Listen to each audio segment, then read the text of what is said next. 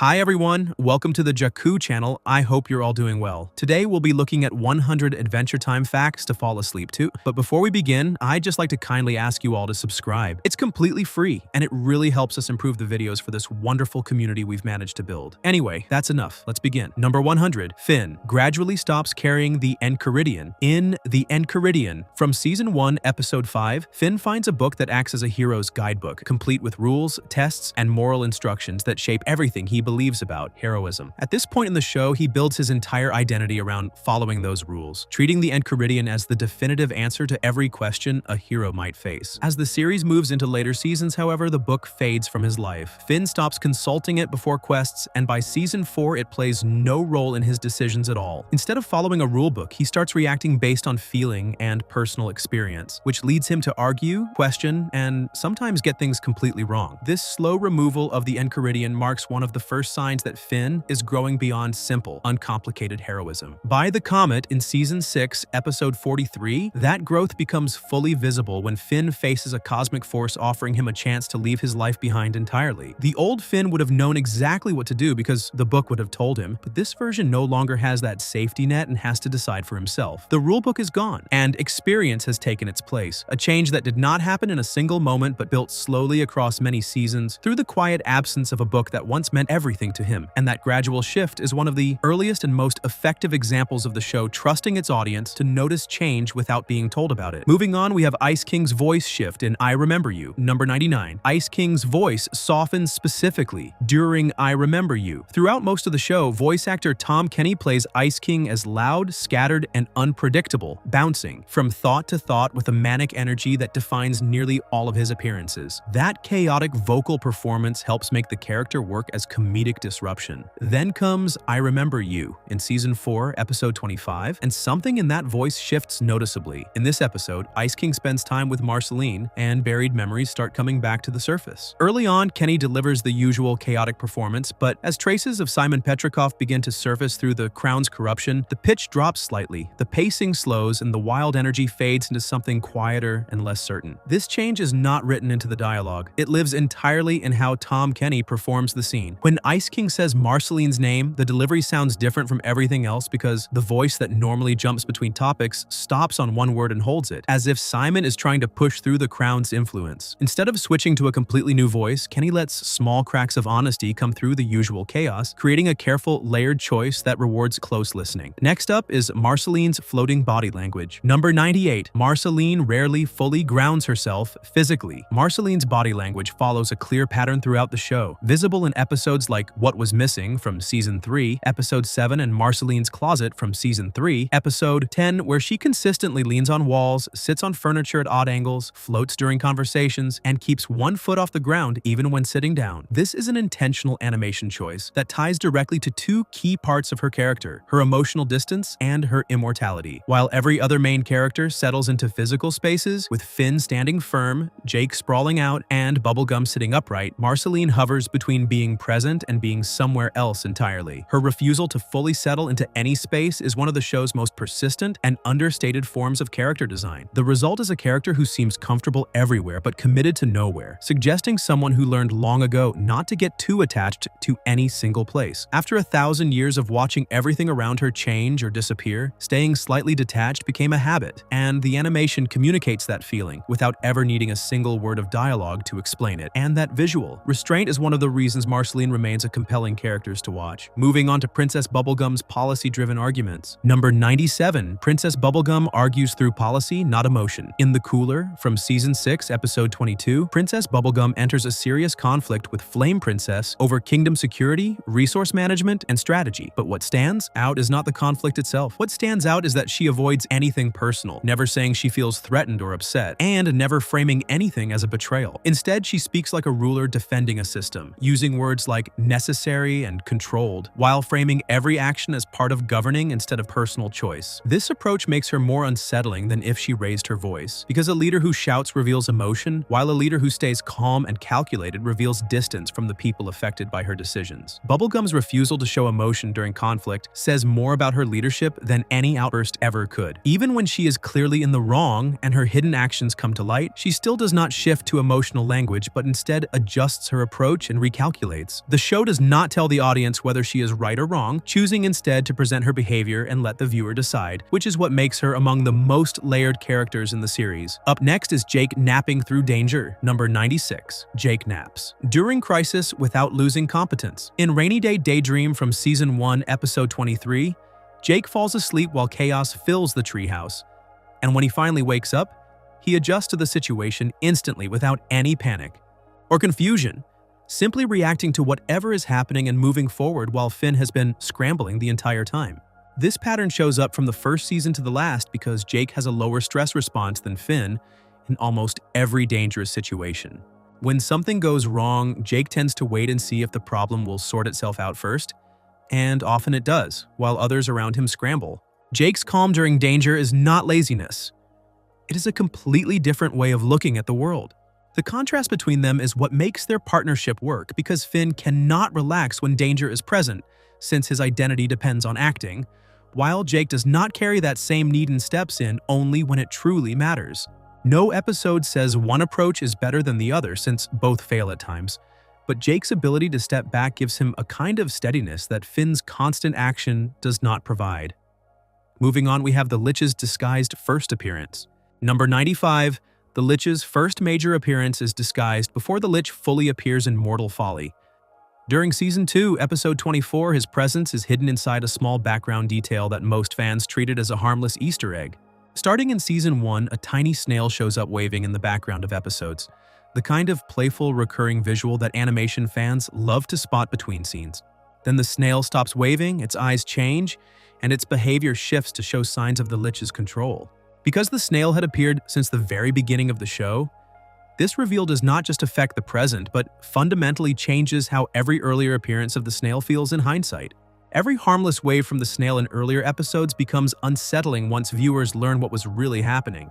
The show placed this detail early, let everyone build a safe association with it, and then turned it into something genuinely threatening in a single stroke.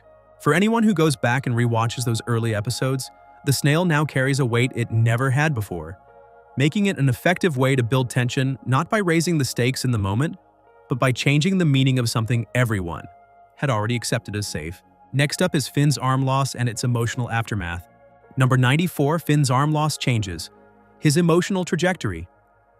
In Escape from the Citadel, from Season 6, Episode 2, Finn loses his arm during a confrontation with his biological father, Martin Mertens, reaching out in a moment of strong emotion that results in a permanent physical change tied not to a battle wound, but to an intense personal moment.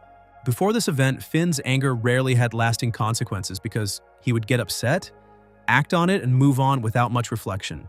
After the arm loss, that pattern stops entirely, and his character becomes more inward-looking as episodes like Breezy in Season 6, Episode 6, and The Vault in Season 5, Episode 34 begin exploring confusion, sadness, and self-questioning in ways the show had barely touched before.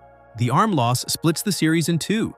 Before it, Finn acts on instinct, and after it, he has to sit with consequences he cannot undo. What makes this moment stand out is that nothing frames it as something to overcome through strength or willpower. Finn does not power through or seek revenge because the injury simply changes him, shifting him from moral clarity into a space defined by uncertainty and regret. The show treats this as one of its most important turning points, and it arrives not through a villain's plan, but through Finn's own inability to manage what he was feeling. Moving on to BMO Noir's full genre commitment. Number 93, BMO Noir commits fully to the genre structure. In BMO Noir from Season 4, Episode 17, the episode does not simply reference detective stories, but fully adopts the entire format. From internal narration and moody lighting to slow, investigative pacing that follows the structure of classic noir fiction, as BMO moves through the treehouse like a detective walking through a dark city. The key detail is that no character ever points out that the situation is unusual, because BMO never breaks the format and no one says it is a joke or a game. The detective story exists inside OO as though it were completely normal, which changes the nature of what the episode is doing entirely. By refusing to break the format, the episode reveals something important about how the show treats different genres. It absorbs them instead of mocking them. This approach appears throughout the entire series.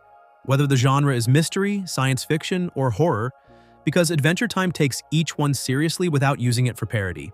BMO Noir is a clear example of this, working as both a detective story and a character study without ever once asking anyone to laugh at the idea. And that sincerity is what makes it work so well as both genre exercise and character study. The episode also reveals something specific about BMO's inner life, because the fact that BMO constructs an entire noir narrative around a missing sock suggests a capacity for creative world-building that exists quietly inside a character who is otherwise presented as simply the household game console, and discovering that depth through the genre format rather than through direct revelation is one of the show's most elegant character moments. Before we move on, make sure to subscribe if you're enjoying this breakdown. Up next is Hunson Abadir's surprising admission of fault. Number 92, Hunson Abadir actually admits fault in It Came from the Nightosphere. From Season 2, Episode 1, Marceline's Father, Hunson Abadir behaves selfishly by consuming the souls of Ooze inhabitants while showing little care for Marceline's feelings, which at first makes him read as a straightforward bad parent who is powerful, careless, and harmful. However, the show does not leave him there. In later episodes, including Daddy-Daughter Card Wars from Season 7, Episode 19, real progress happens between them as Hunson apologizes, changes how he acts, and tries to repair the relationship through effort instead of just words. Few animated shows give difficult parent characters the space to grow this directly, and Adventure Time does it without being sentimental about it.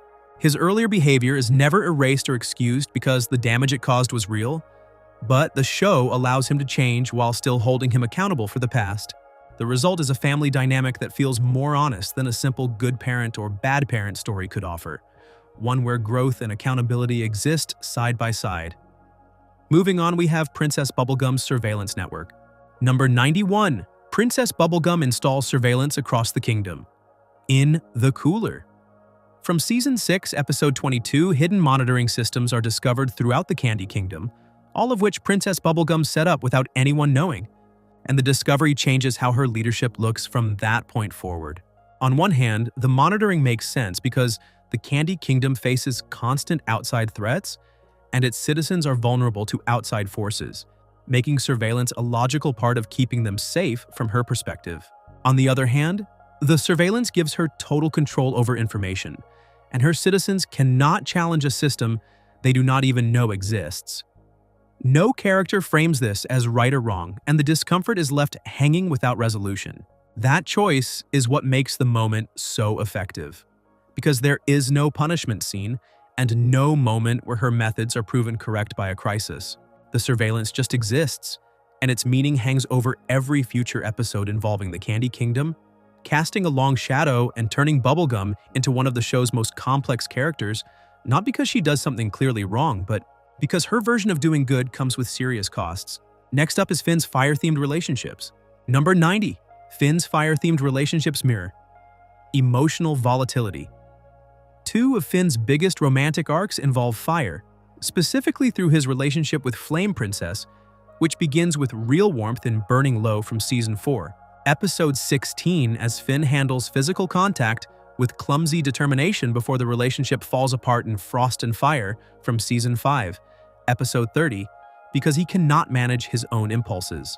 Fire works as a clear visual stand-in for passion without control, because Finn does not ruin things on purpose, but does so because he cannot tell the difference between excitement and real care. And his immaturity causes actual damage that the fire imagery makes visible.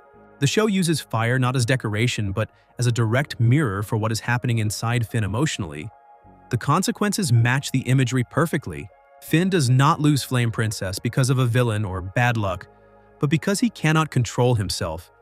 And the fire shows the audience what his emotions look like from the outside, dangerous when uncontained. That pairing of visual symbol and real consequence gives these episodes lasting weight across the full run of the show.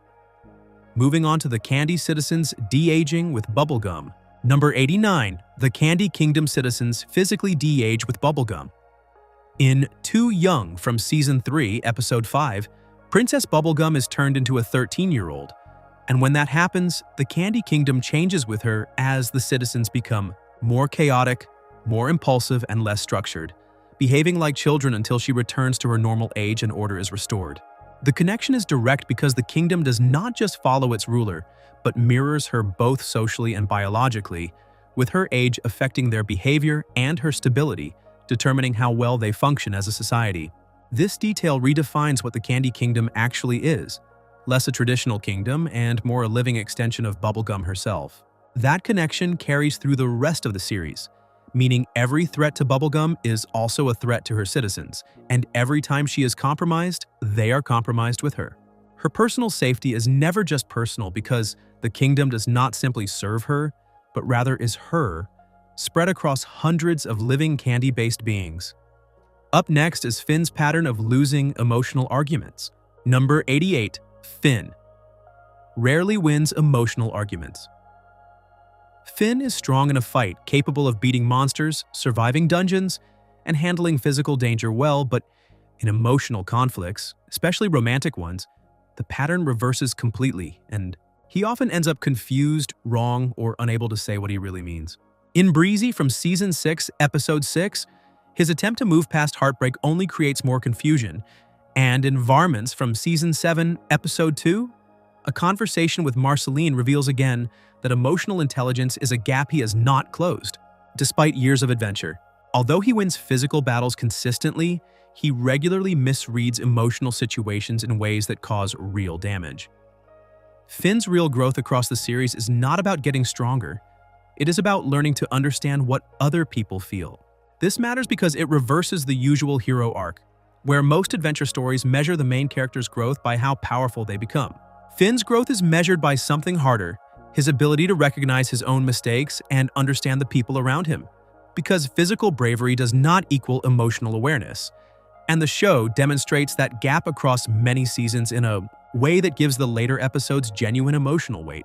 Moving on, we have Marceline's house full of human relics. Number 87. Marceline's house contains human relics from before.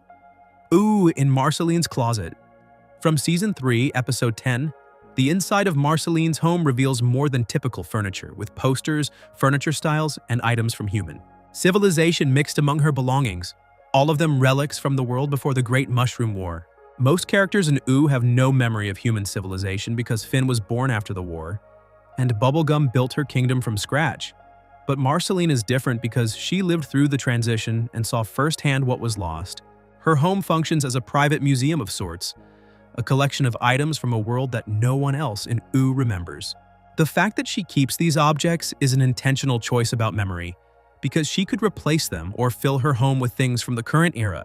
Instead, she holds on to reminders of a past only she can verify, preserving it without announcement, without discussion, and without anyone else in OO fully understanding what those items mean to her.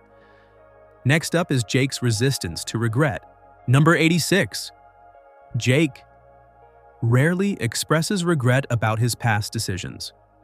Jake's approach to mistakes sets him apart from nearly every other character because when something goes wrong, he adjusts and moves forward without replaying errors in conversation or carrying guilt from episode to episode, making acceptance over overthinking his default. This shows clearly in Jake the Dog from Season 5, Episode 1, where even after cosmic disorientation, he adjusts with calm instead of panic, reflecting an emotional resilience shaped by the household he grew up in, where both his parents modeled the same non-anxious response to real danger and demonstrated through action, rather than words that most problems are manageable if you stay level. Jake's refusal to dwell on past mistakes gives him a kind of emotional strength that comes from letting go, not holding on. Compare this to Finn, who replays his failures over and over across entire seasons. Jake does not do that, and when a conflict ends, he moves on. The show does not treat either approach as right or wrong, since both have costs, but Jake's willingness to release the past gives him a steadiness that Finn's constant processing does not. Moving on to Princess Bubblegum's distinctive speech patterns. Number 85. Princess Bubblegum speaks in longer sentences than other characters. Princess Bubblegum's dialogue is built differently from everyone else in the show because while Finn talks in short bursts and Jake speaks casually and loosely, Bubblegum regularly uses longer sentences, technical phrasing, and complete multi-part thoughts. A pattern especially clear in The Real You from Season 2, Episode 15. This difference is not just style, but reflects how her mind works, since she thinks in systems and her language mirrors that By providing context, reasoning, and conditional outcomes over the summaries other characters rely on. Her speech pattern communicates intelligence and authority all on its own, separate from what she is actually saying. This also creates a natural imbalance in conversations with Finn or Jake, where their shorter, more emotional dialogue runs into her longer, more calculated phrasing. She takes up more space in a conversation because her sentences demand it, and the show uses this to reinforce her position as the most intellectually dominant figure in Ooh, not through authority alone, but through the way she fills a room with words.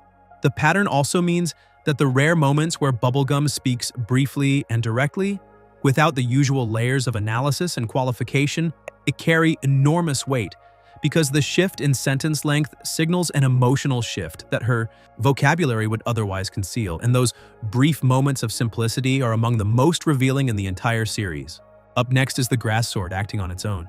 Number 84, the Grass Sword acts before Finn. Sometimes in Blade of Grass from Season 5, Episode 32, the Grass Sword starts doing something unusual during fight scenes by moving slightly ahead of Finn's commands, as if it reaches a conclusion about the situation before Finn does, which shifts it from a simple cursed weapon into something with its own awareness and direction. A curse imposes a cost, but the Grass Sword does more than that because its independent movement signals early on that it has intentions of its own, a detail that foreshadows major consequences later in the series. The sword's independent movement is the show's way of embedding foreshadowing inside combat choreography. Every moment where the sword acts before Finn is a warning built into the action of the scene, and while most viewers process these beats as normal combat choreography, the animation team is actually hiding important setup inside those movements, rewarding viewers who pay attention to physical behavior as closely as they pay attention to dialogue. Moving on, we have how the show handles flawed parents. Number 83. The show rarely uses parents as pure villains. Adventure Time treats parental figures with more care than most animated shows, giving even deeply flawed parents like Hunson Abadir, Joshua, and Margaret real depth.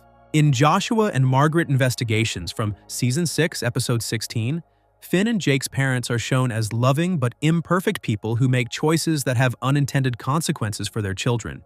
This pattern extends to other parental figures as well, because while Hunson is harmful, he also shows genuine growth over time. And while Martin Mertens is neglectful, the show does not reduce him to a single trait, but allows the full complexity of his failures to sit alongside whatever humanity remains. By refusing to make parents into simple villains, the show creates family conflicts that feel real and layered. This creates a show where family dynamics carry honest weight because viewers cannot sort parents into neat categories of good or bad. Instead, they have to sit with the reality that parents can cause real harm while still being capable of love. And that complexity gives the show's family-centered episodes lasting emotional value. And the show's willingness to sit in that ambiguity is part of what distinguishes it from simpler family narratives, where parents are either redeemed completely or condemned without nuance. Next up is Flame Princess gaining political confidence. Number 82, Flame Princess. It gains political confidence after breaking up with Finn. Flame Princess changes significantly after her relationship with Finn ends because in Burning Low from Season 4, Episode 16, she exists mostly within the context of that relationship with her identity tied to romance more than anything else. After the breakup, however, her focus shifts entirely. In later episodes like The Cooler from Season 6, Episode 22, she speaks with clear authority and strategic thinking, confronting Princess Bubblegum not as an emotional figure but as a political equal whose language and confidence have both transformed. Flame Princess's arc is not about heartbreak, it is about becoming a ruler, and the end of the relationship is what makes that growth possible. Many shows treat breakups as defining wounds, but Flame Princess breaks that pattern by using the end of the relationship as a launchpad for something larger. She does not pine but governs, and the show allows her to exist far beyond the role of a love interest, turning her into one of Ooh's most capable leaders in the process. Moving on to the show's avoidance of training arcs. Number 81, the show avoids traditional training arc structure. Across 10 seasons, Finn grows from an impulsive kid into a more thoughtful young adult who gets better at fighting and making decisions. But the show never dedicates extended time to formal training. There is no multi-episode arc with a mentor running him through drills and no skill-building montage. And even Billy, the legendary hero Finn looks up to, appears only briefly before his story takes a sharp turn. Growth in Adventure Time comes through failure instead. As Finn loses fights, makes wrong choices, and damages relationships, with each failure teaching him something without anyone sitting him down to explain the lesson. By skipping the training arc entirely, the show treats growth as something that happens to Finn through experience, not something he plans. This gives the series a more natural rhythm than most adventure shows because skill does not arrive on schedule, and emotional maturity does not follow a clear path. Both build unevenly with setbacks that mirror how real growth works, and Finn becomes better not because he trained harder, but because he went through more. Up next is the Ice Crown's psychological corruption. Number 80. The crown corrupts based on the wearer's deepest desire. In Evergreen from Season 6, Episode 24, the origins of the Ice Crown reveal something disturbing about how its corruption actually works. The crown was designed to grant its wearer's deepest wish, but that wish gets filtered through the mind of whoever puts it on, so when Evergreen's apprentice Gunter activates it, the crown does not grant what Evergreen intended, but instead grants Gunter's desire to be like his master, distorting that wish permanently. The same thing happens with Simon Petrikov, because the crown takes his deepest fear of losing Marceline and losing himself, then stretches it past the breaking point until nothing else remains. The crown's corruption being based on the wearer's own mind makes it far more disturbing than a simple curse. A curse forces something onto you from outside, but the crown uses what is already inside you as fuel. Simon does not become Ice King because the crown overwrote him, but because the crown took his love, his fear, and his need to protect, then twisted all of it beyond recognition, making the crown among the most effective and unsettling elements in the entire series. Moving on, we have the Human Islands reframing Finn's identity. Number 79. The Human Islands arc reframes Finn's identity completely. For most of the series, Finn defines himself partly through one simple fact, that he is the last human, and that belief gives him clarity because he does not need to compare himself to anyone and his identity stays uncomplicated. Then Islands, the Season 8 miniseries, changes everything when Finn travels to the Human Islands and finds surviving human communities. The expected reaction would be relief that he is not alone and has finally found his people, but that is not what happens. In Hide and Seek from Season 8, Episode 23, Finn hesitates because the humans have their own society with rules and expectations that feel completely foreign to him. Finding other humans does not solve Finn's loneliness. It complicates it, because being the last human was simpler than figuring out where he belongs among others. Being the last of something was painful, but also clear, and once Finn finds others like him, that clarity breaks down. He is no longer unique and no longer defined by absence, which means he has to figure out who he is when surrounded by people like himself. And that turns out to be harder than anything he faced while alone. Next up is Susan Strong's backstory rewriting early seasons. Number 78. Susan Strong's backstory quietly rewrites early seasons. When Susan Strong is revealed to be Kara in Reboot from Season 8, Episode 27, her earlier appearances take on completely new meaning. In Season 3, Susan's awkward speech and confused behavior were mostly treated as comedy because she struggled with words, misread social situations, and seemed limited but well-meaning. The reveal that her identity was programmed over by technology changes all of that, because her speech problems were not a personality trait, but the result of having her real self erased, and her confusion was not ignorance, but suppression. What seemed like simple comedy in earlier seasons becomes something painful once the audience understands what was actually happening to Susan. Nothing in Susan's early episodes hints at her true nature, and her awkward speech and confused behavior naturally led to assumptions that she was simple or comic relief. Then it pulled those assumptions apart by revealing that the character was always more than she appeared, forcing viewers to rethink everything they thought they knew about her. Moving on to the show's avoidance of mirror reflection scenes. Number 77. The show rarely uses mirrors for self-reflection scenes. Despite dealing with heavy identity themes, Adventure Time almost never places characters in front of mirrors during emotional moments. Even though the mirror scene is one of the most common devices in film and television, where a character looks at their reflection and has a moment of realization. Even during major changes like Finn losing his arm, the focus stays on interactions with other people because characters in this show do not stare at themselves to figure out who they are.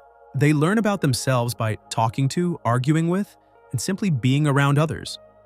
By skipping the mirror scene, the show commits to a model where self-understanding comes from relationships, not from looking inward alone. This choice affects how the show tells its stories because, without mirror moments, every revelation about identity has to happen through scene work, through conversations, disagreements, and shared experiences. Identity in OO is not discovered in solitude but shaped through contact with other people, making every conversation and every argument a potential moment of self-discovery. Up next is Finn's hat as his last piece of childhood. Number 76. Finn's hat is the only consistent piece of his childhood. Over 10 seasons, nearly everything about Finn changes as his swords break or transform, his arm is lost, his relationships end and reshape, and his beliefs evolve from simple certainty into something far more complicated. But one thing stays the same throughout all of it: his familiar white bear hat, which appears in the very first episode and remains through the finale without upgrading or changing form. Even when the hat is removed briefly, it always comes back, making it the single most permanent physical object connected to Finn's early life. Over time, Finn's hat becomes less about appearance and more about continuity, the one physical link to who he was before everything else changed. This consistency carries weight precisely because everything around it is so unstable. In a show defined by transformation, the hat serves as an anchor that does not represent Finn's strength or his heroism, but instead represents persistence. The boy who first wore it is not the same person wearing it at the end, but the hat connects them. And the show never draws attention to this because it simply endures. Moving on, we have the show skipping previously on recaps. Number 75. The show doesn't use previously on recaps. As Adventure Time moves into its later seasons, the story becomes more connected, with plot threads carrying across episodes and character decisions in one installment creating consequences. Several episodes later. Despite this shift towards serialized storytelling, the show never introduces recap sequences, and even during heavily linked arcs like Stakes or Islands, no narrator summarizes what happened before. This means the show expects its audience to keep up by trusting viewers to remember what happened, follow emotional threads, and connect events on their own without being guided through the story. The absence of recaps is not a shortcut. It is a sign that the show treats its audience as active participants, not passive viewers. The payoff is a show that rewards watching in order, because viewers who follow the full sequence gain context that deepens every new episode. Nothing gets explained but moves forward and expects the audience to keep pace, creating a different kind of engagement where every detail feels worth paying attention to. Next up is Marceline's reluctance to start conflicts. Number 74. Marceline has watched enough history to recognize patterns others can't. Marceline is among the most powerful characters in OO with real supernatural ability, which might make it seem natural for her to be confrontational. But across the series, she almost always reacts to conflict instead of starting it. A character who has lived for 1,000 years has seen things repeat.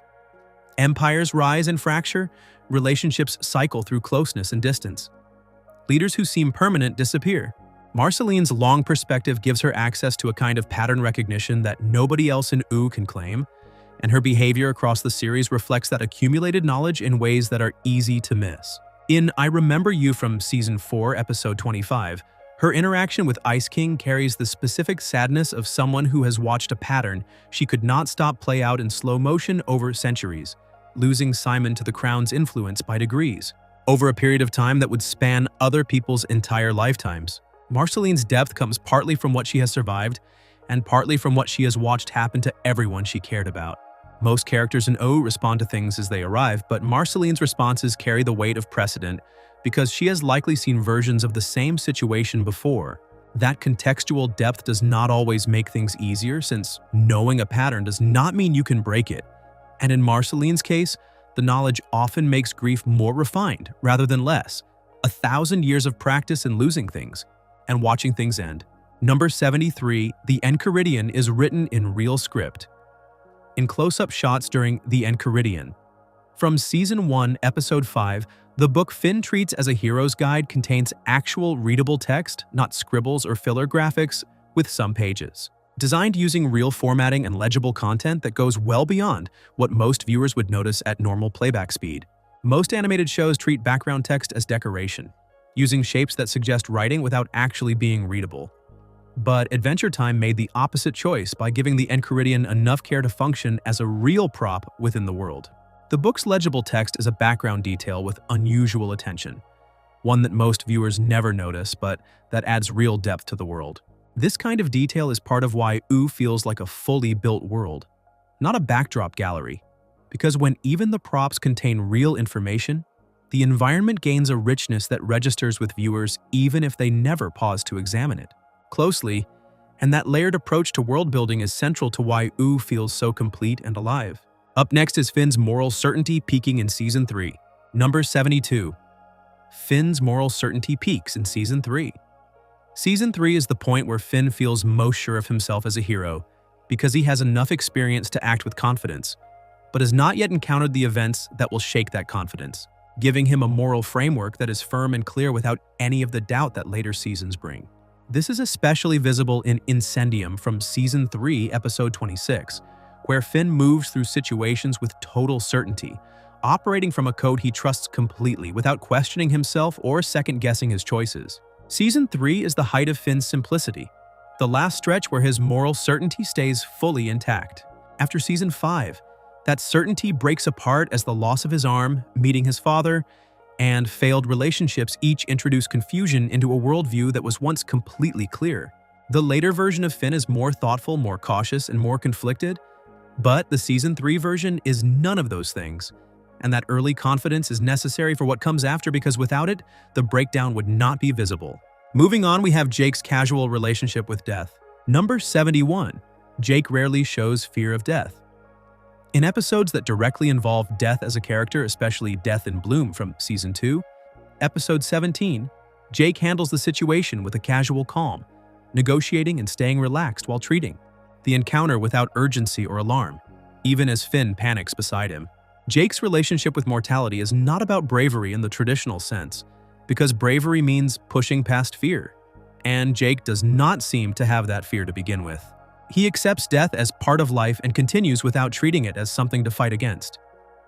Jake's calm approach to death is a sharp difference between his worldview and Finn's.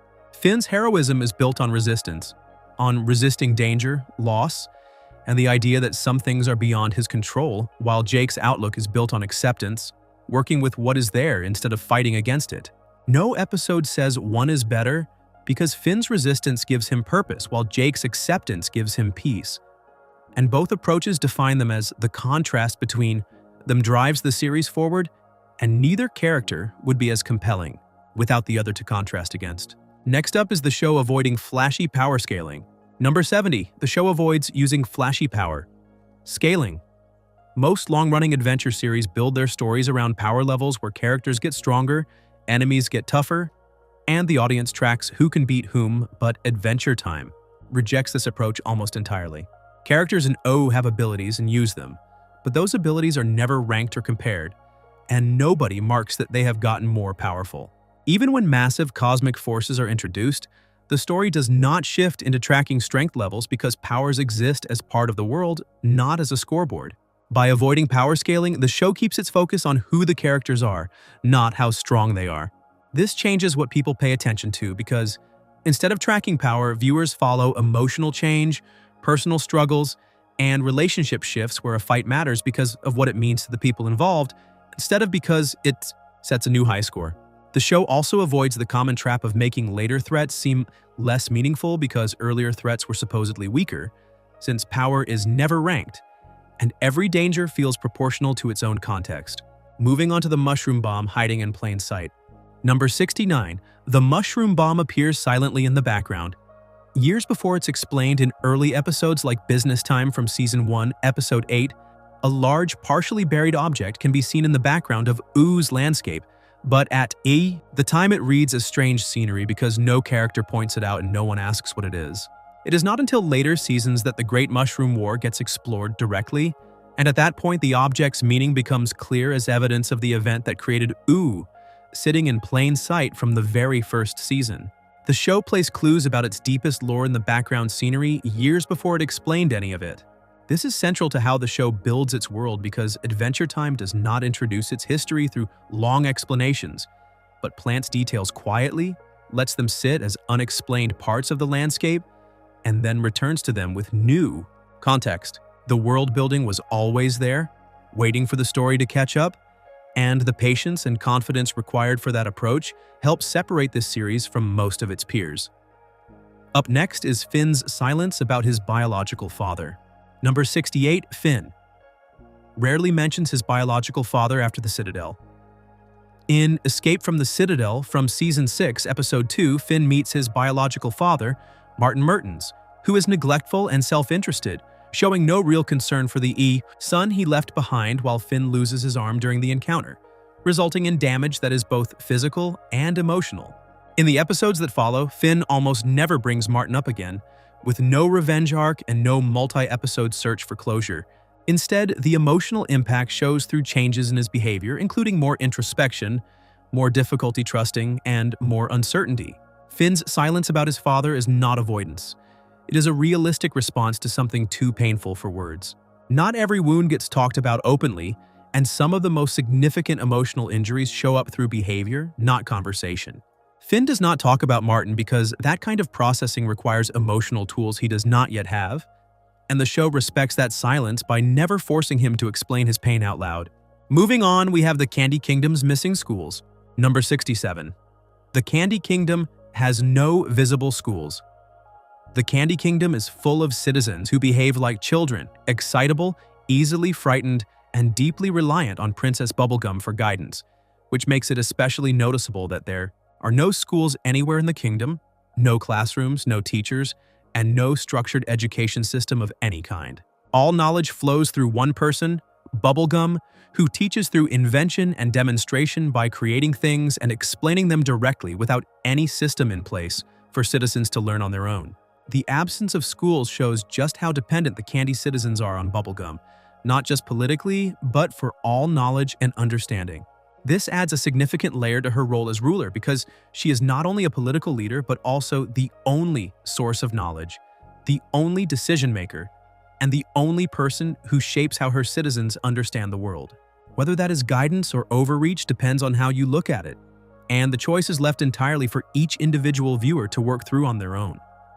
Next up is Marceline using physical touch to reassure. Number 66. Number 8.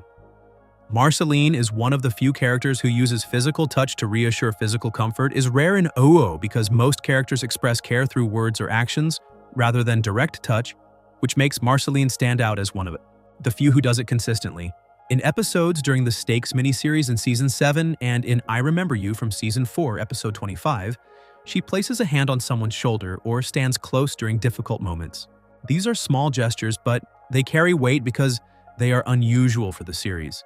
Since in a world where characters tend to keep physical distance during emotional scenes, Marceline closing that distance is a purposeful and meaningful choice. Marceline's use of touch as comfort contrasts with Finn, who almost always expresses care through words instead. This difference creates an extra layer of characterization because when Marceline reaches out physically, it communicates something that words alone would not. The presence of someone who has lived long enough to know that certain kinds of pain cannot be fixed through conversation. Touch in those moments becomes her way of helping when words fall short. Moving on to how the show handles villain redemption. Number 65. The show avoids villain redemption speeches. When characters in Adventure Time shift from opposition to cooperation, the change does not happen through a dramatic speech where someone stands up and announces they were wrong.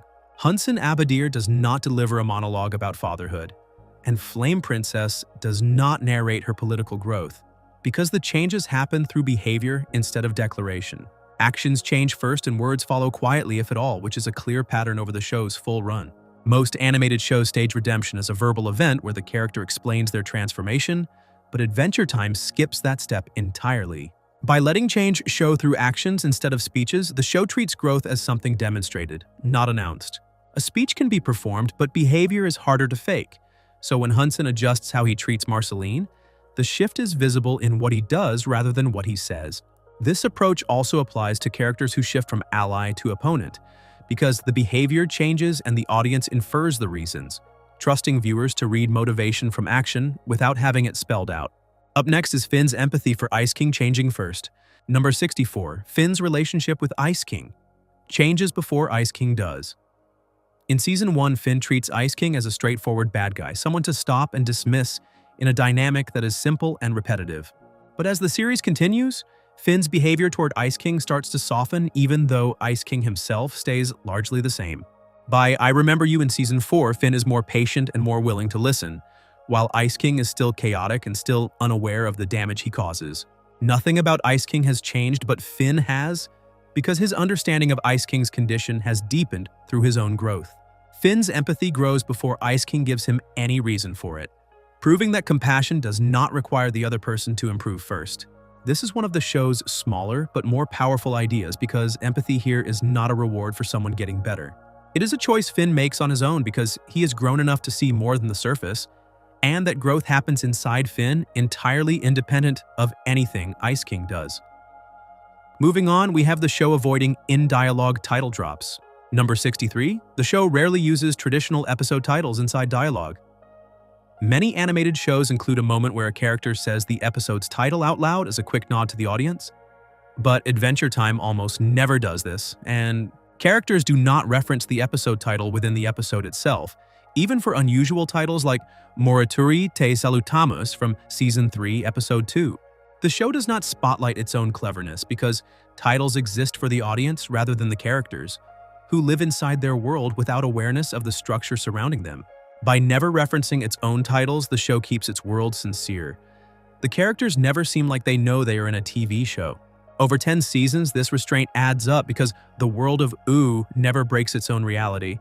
The characters never wink at the audience, and the boundary between the story and the storytelling remains completely intact.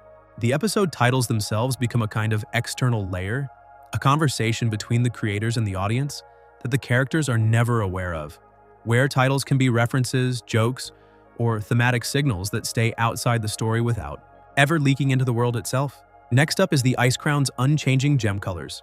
Number 62. The Ice Crown's gems never change color. The Ice Crown passes through extreme emotional situations over the years, worn during moments of anger, sadness, madness, and love, while spanning centuries of use from Evergreen's time to Simon, Petrikov's long decline, and through all of it, the three gems stay exactly the same with no glow shifts and no mood-based effects. In animation, magical objects commonly change appearance to match the story's intensity by glowing when activated or dimming when weakened. But the Ice Crown refuses to do any of that because its power is internal rather than visual. The crown's unchanging look reinforces its inevitability. It does not need to change because it does not need to warn anyone. The same gems that existed before the Mushroom War remain unchanged after it, because the crown does not age or evolve but simply endures. And that visual stillness makes the curse feel permanent in a way that no dramatic transformation could match. The power does not announce itself but just works, which helps make the crown among the most menacing objects in the series. And the fact that it looks the same whether worn by Evergreen or Simon only deepens that menace. Moving on to BMO's third-person speech pattern. Number 61. BMO is one of the only characters who talks about themselves in third person.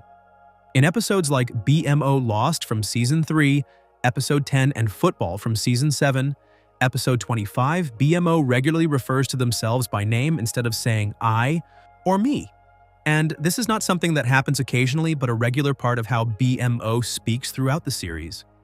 What makes this stand out is the tone, because BMO does it calmly and without any loudness or attention-seeking, making it feel natural, not forced, as though this is simply how BMO understands their own existence, reflecting a childlike way of seeing the self without the chaos that usually comes with childish characters.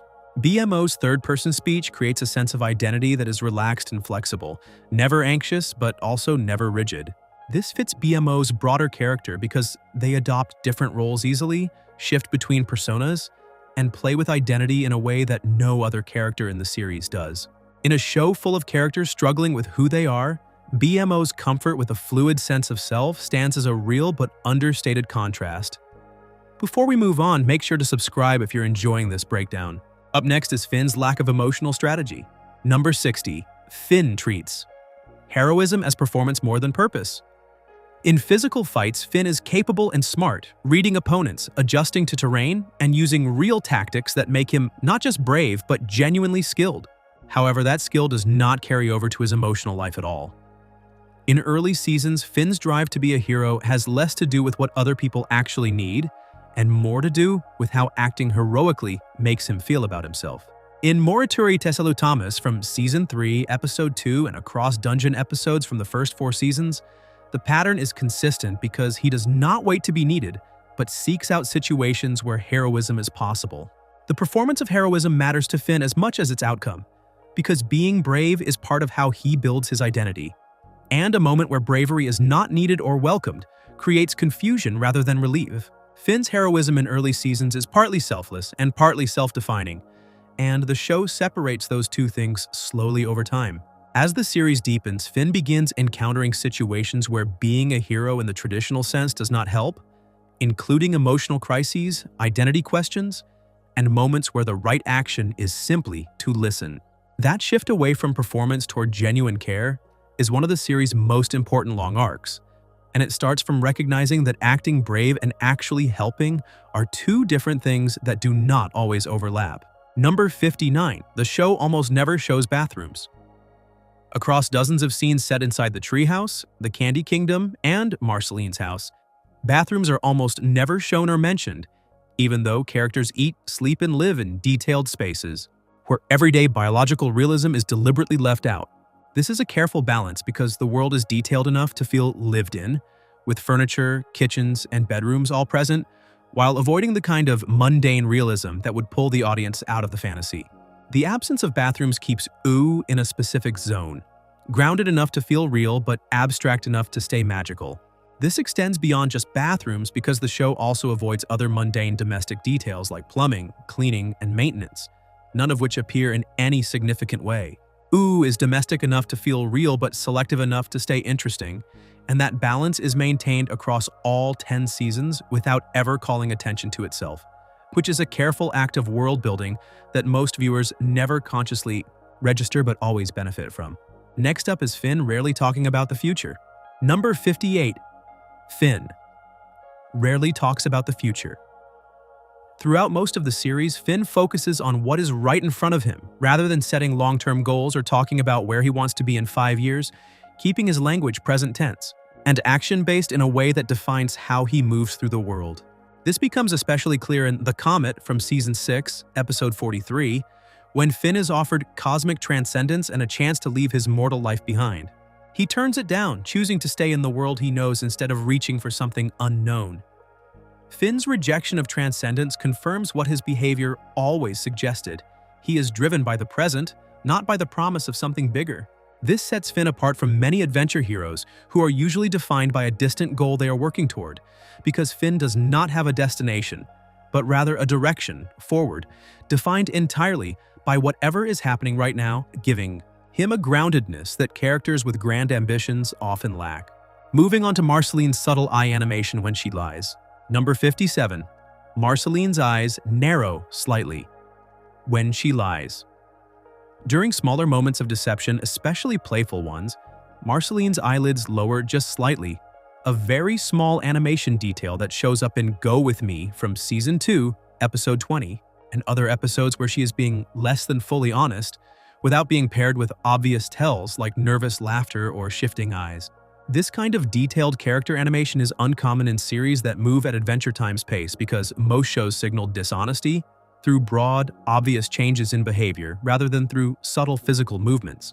Marceline's narrowed eyes during deception create a subtle but consistent physical tell that rewards careful viewers.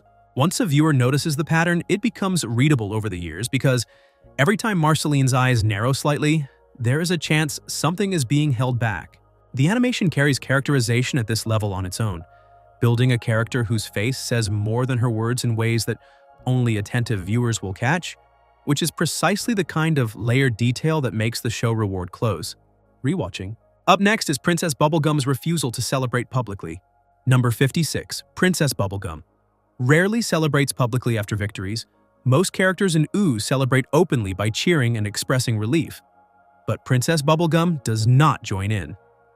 When the danger passes, she shifts immediately to cleanup and assessment rather than marking the moment.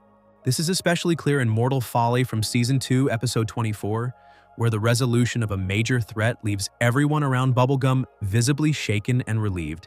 but she is already focused on what needs to happen next, because her reward is not applause, but the continued functioning of what she built. Bubblegum's refusal to celebrate shows a leader whose satisfaction comes from stability, not recognition. This creates a specific distance between her and the people she governs because celebration builds connection. And by stepping away from it, she positions herself outside the shared emotional life of her kingdom. Whether that is discipline or isolation depends on the viewer, and the show simply shows a ruler who responds to success the same way she responds to crisis, by getting back to work, and that reliable pattern defines her relationship with victory, from the first season to the last. Moving on, we have Jake's parenting style mirroring Joshua's. Number 55. Jake's parenting style mirrors Joshua's calm tone. In Joshua and Margaret investigations from Season 6, Episode 16, Jake's parents handle danger with steady calm, and Joshua in particular approaches threatening situations without panic or overreaction, assessing and responding with a composure that stays steady throughout the episode. Later, in Jake the Dad from Season 5, Episode 16, Jake parents his own pups with the same kind of measured calm, handling problems the way his father did without spiraling into worry or overreacting to the unexpected. Calm passes down through Jake's family, and the show tracks that pattern with care. This gives Jake's personality a foundation because his calm is not a random trait, but something he learned from watching his father deal with danger. The show demonstrates this connection not through dialogue, but through matching behavior across 2 episodes set in different time frames. And viewers feel that generational link without needing to be told about it directly, and the care behind that. Connection makes it one of the more rewarding details for repeat viewers to notice. Next up is the show's de-emphasis of currency. Number 54. The show rarely shows currency being exchanged. Although shops exist in O, as seen in episodes like City of Thieves from Season 1, Episode 12, money transactions are almost never shown because characters visit places, get things, and move through commercial spaces without the actual exchange of payment being the focus. This shapes OO in a specific way because value in this world is based on relationships more than finances, with characters helping each other because of friendship, loyalty, and shared experience instead of payment. By pulling focus away from money, the show creates a world where relationships carry more weight than transactions. This fits the show's wider pattern of keeping systems and structures out of focus because power is not ranked, magic is not systematized, and money is not tracked. The show also avoids scenes where characters argue over cost or negotiate prices, keeping the world feeling cooperative, not competitive, and letting the focus remain on what characters feel, not what they own. And the effect is a world that feels shaped by connections rather than commerce. Moving on to Marceline's decreasing use of demon powers. Number 53. Marceline's demon powers are used less over time. In early episodes, Marceline's supernatural abilities are front and center as she shapeshifts, transforms into large forms, and uses her demonic powers with frequency, making her abilities a defining part of her presence whenever she appears on screen. By later seasons, especially during the Stakes miniseries in Season 7, that balance shifts as her emotional arc takes priority over her power displays, and the focus moves from what she can do to what she feels, with vulnerability replacing spectacle. The gradual reduction in Marceline's power displays mirrors the show's own shift from action-driven storytelling to character-driven storytelling. This does not mean her powers disappear because they remain part of who she is, but the show stops relying on them to define her scenes. Her conversations carry more weight than her transformations, and her quiet moments carry more meaning than her shape-shifting. So, by the end of the series, Marceline is defined almost entirely by her emotional presence rather than her supernatural one. Up next is Finn's lack of battle trophies. Number 52. Finn doesn't keep trophies from battles. Over years of fighting monsters and surviving dungeons, Finn builds an impressive history, but what he does not build is a collection because his room never fills with victory relics, and his walls are never lined with trophies or preserved weapons from defeated enemies. Finn does not archive his wins but moves on after each fight, looking forward instead of backward because the past does not interest him the way the present does. Finn's refusal to collect trophies shows a character whose identity lives in the present, not the past. This also contrasts with how other fictional heroes are often portrayed, since many adventure characters build collections, display trophies, and surround themselves with the evidence of their success. Finn does none of that but moves forward without accumulating reminders of where he has been gathered along the way, setting him apart from the classic hero archetype in a way that is subtle but consistent across multiple seasons. Moving on, we have Princess Bubblegum's public verbal control. Number 51. Princess Bubblegum rarely loses verbal control in public. Even when frustrated, Princess Bubblegum tends to lower her voice in front of citizens rather than raise it, a pattern visible in The Cooler from Season 6, Episode 22, where her frustration is clear, but she keeps her public presentation measured. When she does let emotion through, it happens in private, away from the citizens who respond to her emotional state. This is strategic because her citizens are physically fragile and emotionally connected to her state of mind, meaning that if she loses composure in front of them, the effects could spread further than the moment. Bubblegum's public verbal control is not emotional suppression. It is a purposeful act of leadership designed to maintain stability.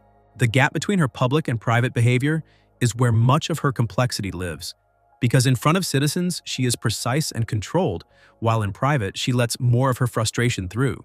She experiences the same emotions as everyone else, but manages when and where they surface. Next up is the show avoiding flash-forward exposition. Number 50, the show rarely uses flash-forward exposition. Outside of brief glimpses in the series finale, Adventure Time never uses narration to explain what will happen next, because no voiceover previews what comes next, and no character receives a premonition that tells them what is coming, meaning the audience moves through the story at the same pace as the characters. This applies even during the show's most connected arcs, where multi-episode storylines unfold without any advance framing, and the audience does not know where things are heading, because the show simply does not tell them. Adventure Time does not preview its own future. Viewers discover what happens only when the characters do. Every episode opening is a fresh entry point where viewers are dropped into whatever is happening without any scaffolding, and that uncertainty creates real stakes because there is no safety net of foreshadowing.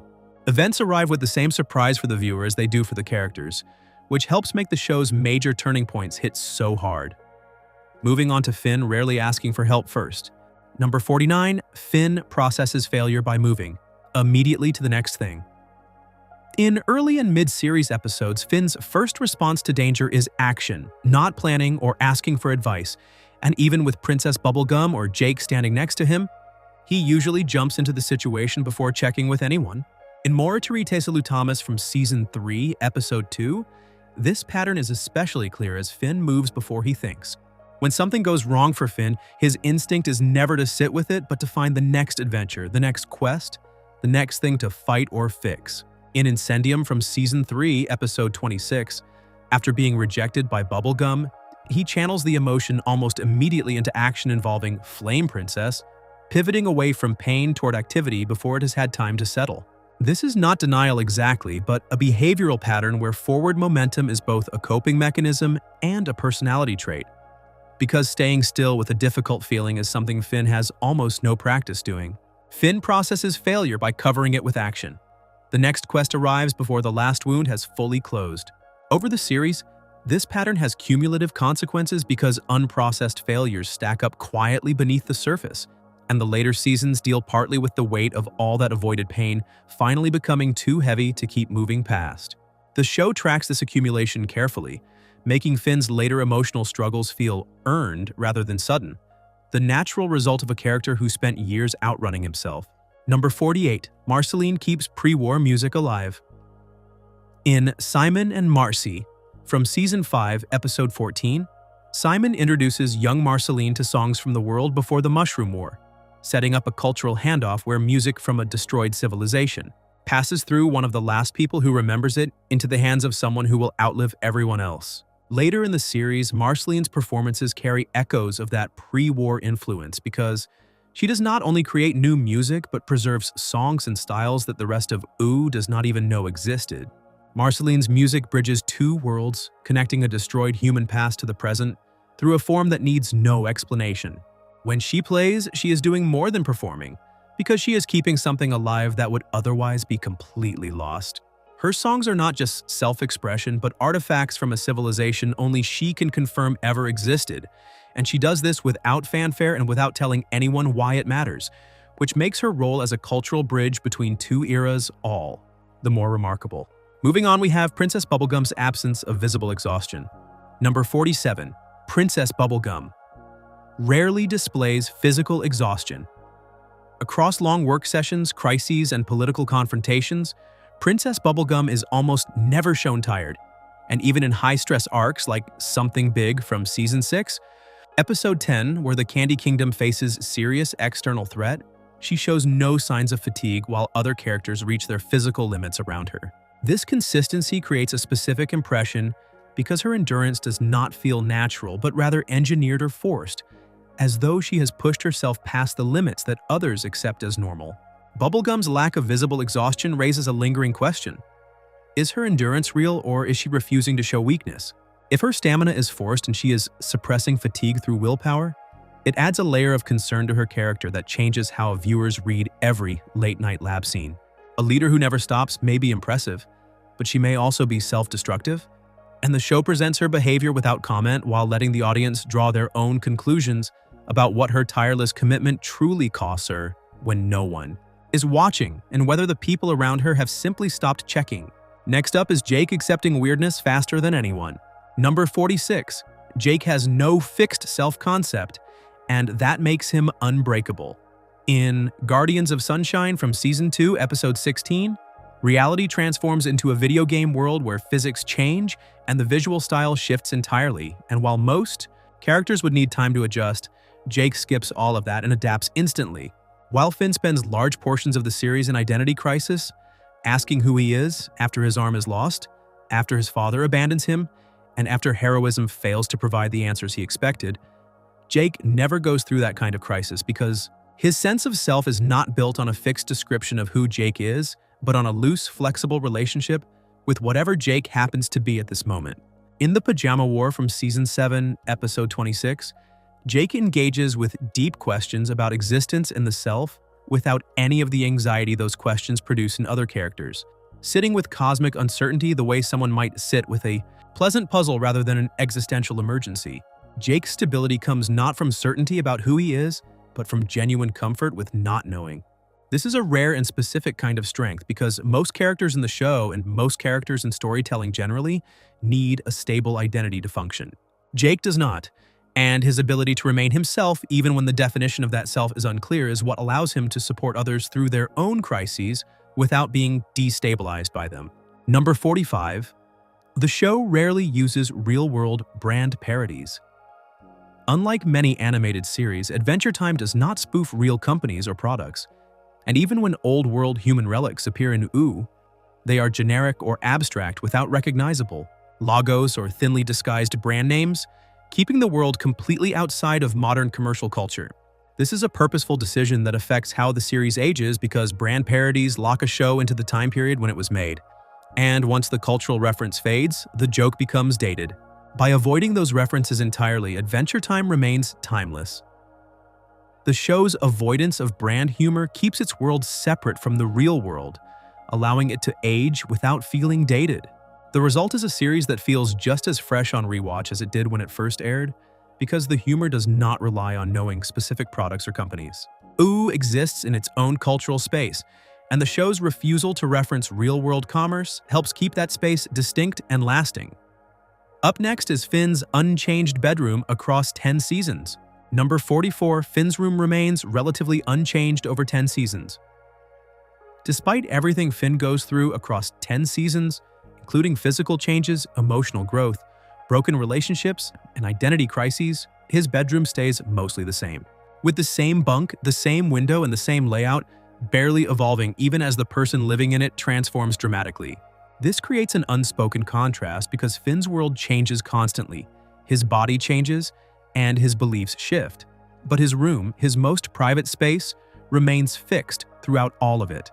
The unchanging nature of Finn's room acts as a visual anchor in a show defined by constant change. The bunk bed in particular stays the same from the earliest episodes to the latest, and Finn grows taller, gains and loses arms, and shifts his entire worldview while sleeping in the same spot every night. There is something meaningful about the gap between how much he changes and how little his room does, and whether that stability is a source of comfort or a sign that part of him is stuck depends entirely on how the viewer reads it. But the gap itself is undeniable and speaks to something important about who Finn is beneath the surface. Moving on, we have Marceline's unexplained powers. Number 43, Marceline rarely explains her powers. Marceline can fly, transform, phase through objects, and absorb color. And these abilities are shown in episode after episode. But what she almost never does is explain how any of them work, because there is no scene where she breaks down her powers, their limits, or their origins.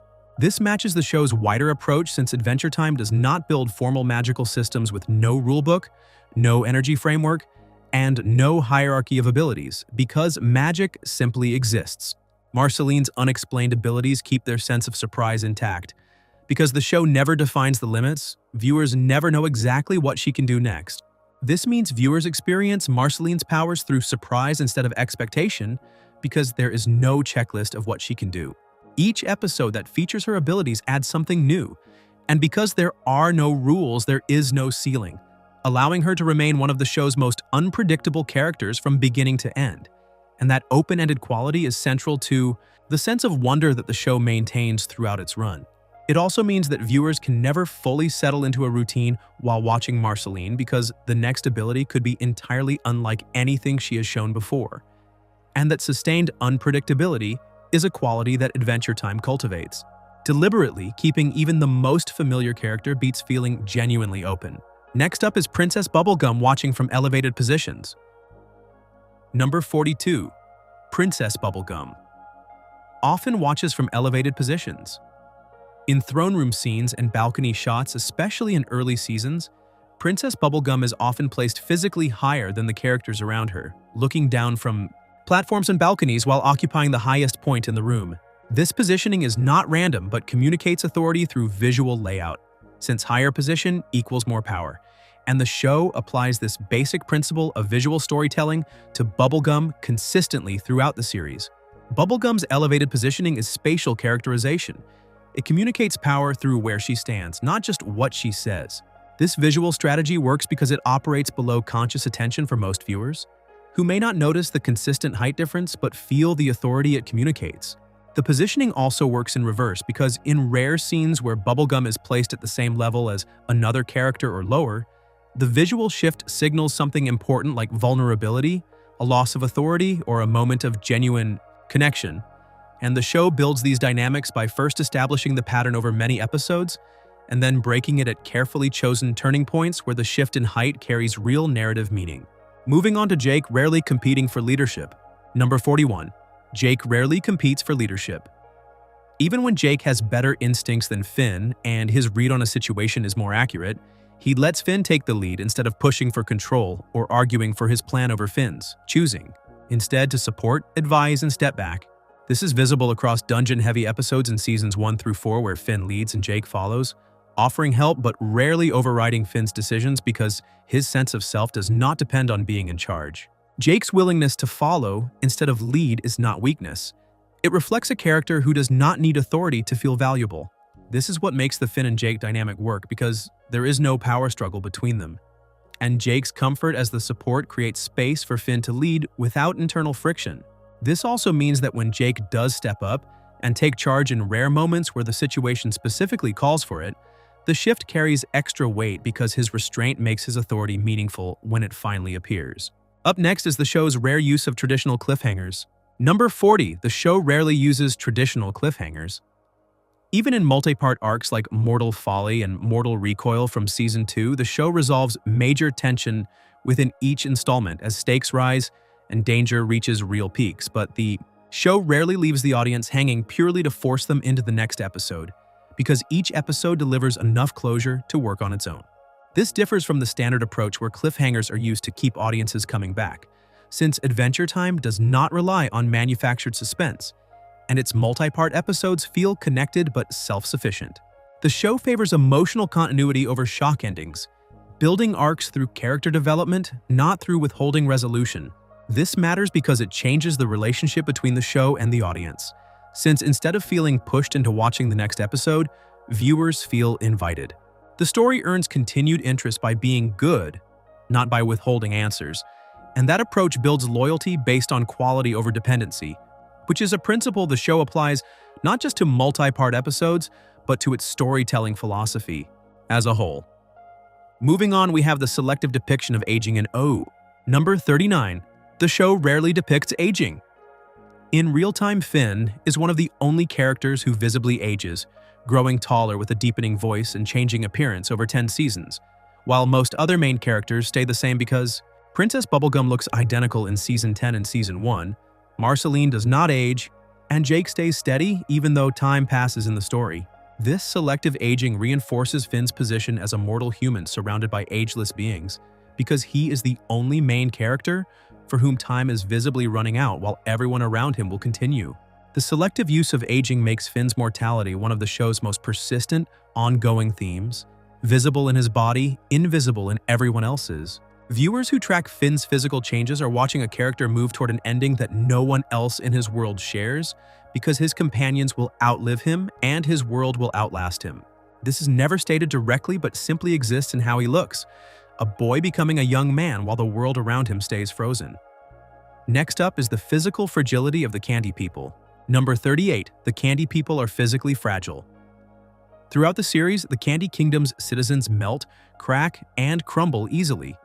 And in Slumber Party Panic from Season 1, Episode 1, even minor damage affects them significantly because they are made of materials that cannot handle force, heat, or pressure the way other beings can. This vulnerability matters to the story because every threat to the Candy Kingdom carries higher stakes, since something that would only bruise Finn could completely destroy a Candy citizen. The physical fragility of the Candy People adds weight to every protective decision Bubblegum makes, and to every failure she experiences. This detail connects directly to why Bubblegum governs the way she does, because her surveillance, her control, and her reluctance to delegate all make more sense when you remember that her people can be destroyed by forces that other kingdoms would barely notice. The fragility is not just a design choice, but a narrative engine that drives many of the show's most important conflicts, giving real weight to every decision Bubblegum makes about protection, and raising the stakes of every single external threat that reaches the kingdom walls. Moving on to Finn's inability to keep secrets. Number 37, Finn rarely keeps secrets successfully. When Finn tries to hide something, it falls apart quickly, as shown in The Real You from Season 2, Episode 15, where his attempts to appear relaxed and normal fail almost immediately because his face gives him away, his tone shifts, and his body language contradicts what he is saying.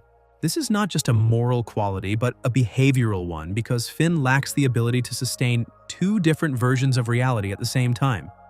And his internal state broadcasts through his external behavior, making secrecy basically impossible. For him, Finn's transparency is not just about honesty, it is built into how he functions, and he cannot turn it off. This trait also connects to his broader character because Finn is not someone who operates behind a mask, and what you see is what he feels.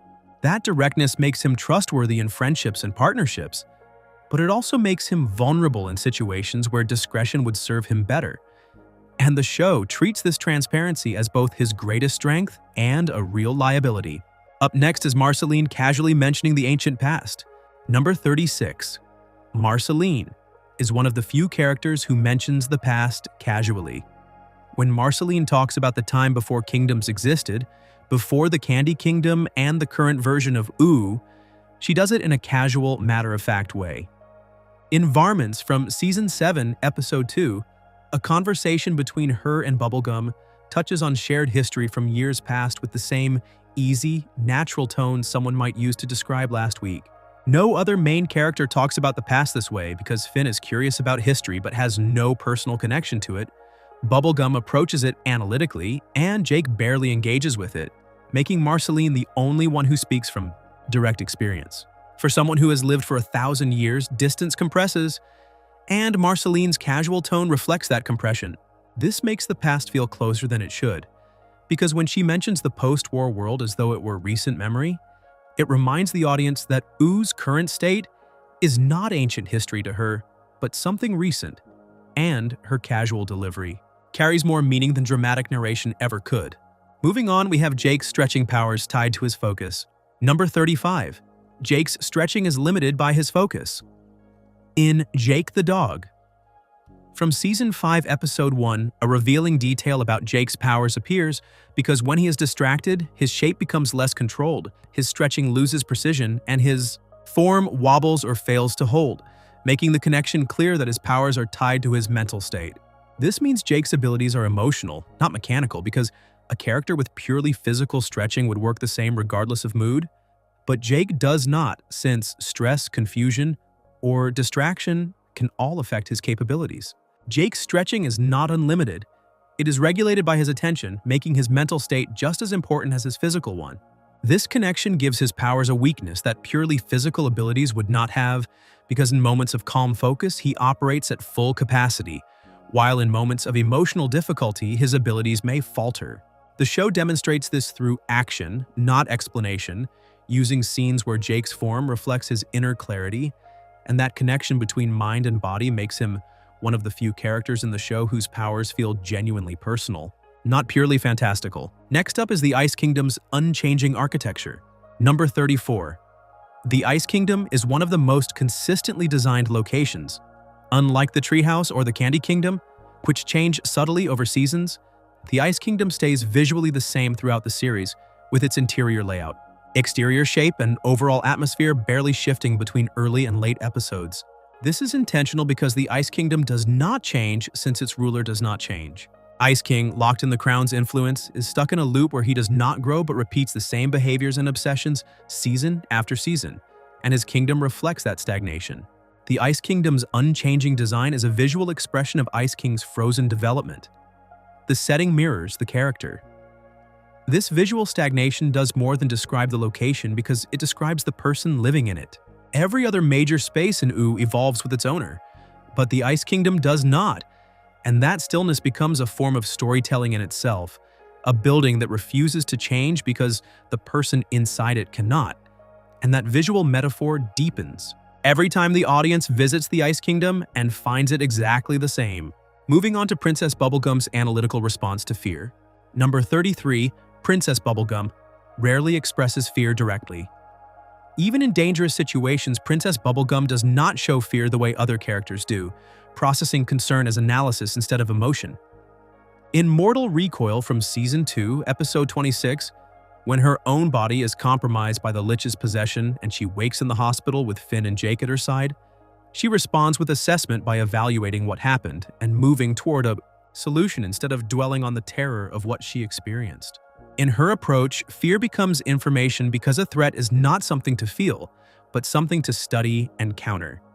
And this happens so consistently that it reads as a core part of who she is.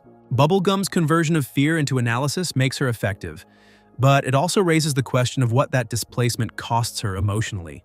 On one hand, her ability to stay analytical under pressure makes her an exceptional leader, but on the other hand, the total absence of visible fear suggests something is being pushed down rather than dealt with.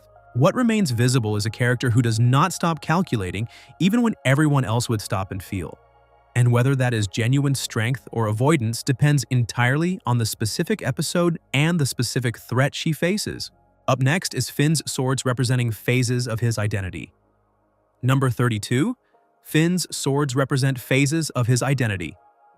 Across the series, Finn uses several different swords, and each one matches a stage of his personal development. The Demon Blood Sword represents borrowed external power, the Grass Sword represents something internal and uncontrollable bonding to him, and the Finn Sword contains a version of himself that forces a confrontation with what it means to be duplicated. These changes are not random gear upgrades, but narrative markers because each new sword arrives at a point where Finn's sense of self is shifting, and the weapon reflects that shift visually. Finn's swords serve as external mirrors for his internal state. Each weapon reflects where he is psychologically. This is most visible across seasons 2 through 6, where the progression from borrowed power to internal struggle to self-confrontation tracks Finn's journey from confident hero to conflicted young adult. The weapons change because he changes, and the show uses each transition to signal what is happening inside a character who does not always have the words to describe it. Moving on, we have the show's restrained use of crowd comedy. Number 31. The show rarely uses crowds for comedy. In many animated shows, large groups serve as comedy devices through crowd chaos, synchronized reactions, and mob behavior.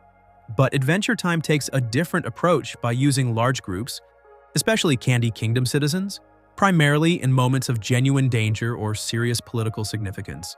Comedy in this show comes from small character interactions over mass behavior because a brief exchange between two people generates more meaning than a large crowd scene ever could. The show's avoidance of crowd comedy keeps its storytelling intimate and character-focused, even in busy scenes.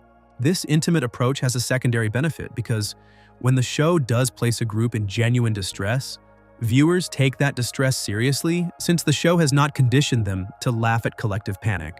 That restraint in comedy creates real weight in the moments when it matters, allowing crowd scenes to land with emotional impact rather than humor.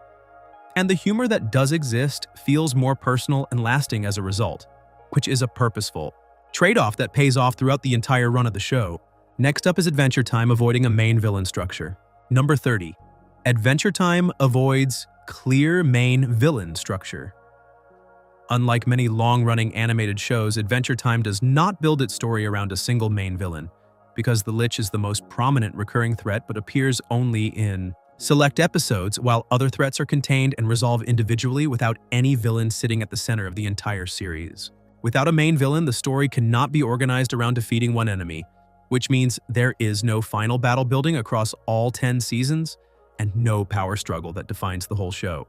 By avoiding a central villain, the show keeps its focus on character growth over conquest, and that focus is what makes it distinctive.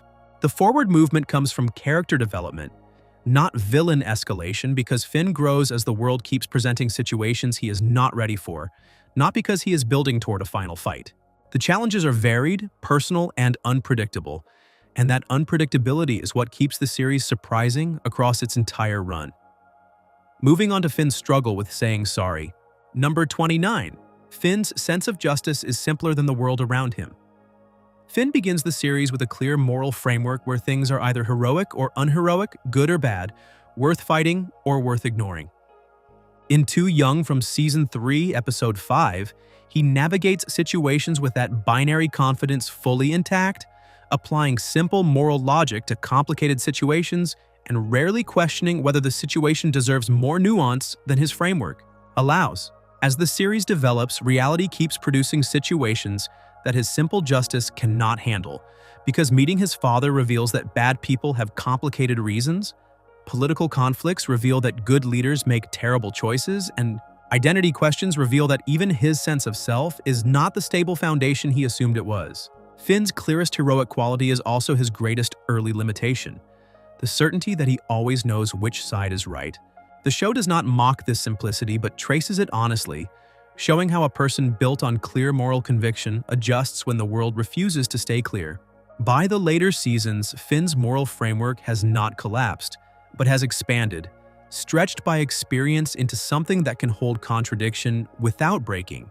And that expansion is one of the most quietly significant journeys in the entire series. Number 28. Marceline is one of the few characters who sings without an audience. Many musical moments in Adventure Time are performed for someone, whether at events, during confrontations, or to communicate directly with another person, but Marceline breaks that pattern. In Everything Stays during the Stakes miniseries in Season 7, her song is not performed for anyone but exists as something reflective and private, a musical moment that functions as memory rather than performance.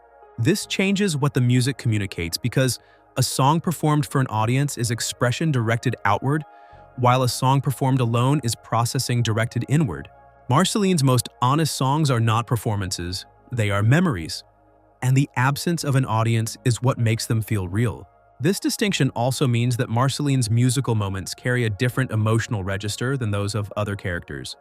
Because when others perform, viewers watch from the outside, but when Marceline sings alone, viewers are invited inside, into a space that exists only for her, where centuries of memory surface through melody, not language. And that intimacy is something the show earns through restraint, not spectacle. Moving on, we have Princess Bubblegum rarely getting physically knocked down. Number 27. Princess Bubblegum rarely gets physically knocked down.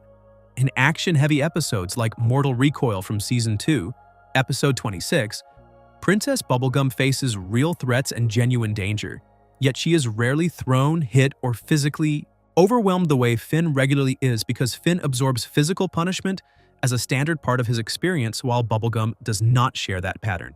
When she loses, the defeat is strategic or political, not physical, which is a specific characterization choice that places her in a different category of conflict entirely.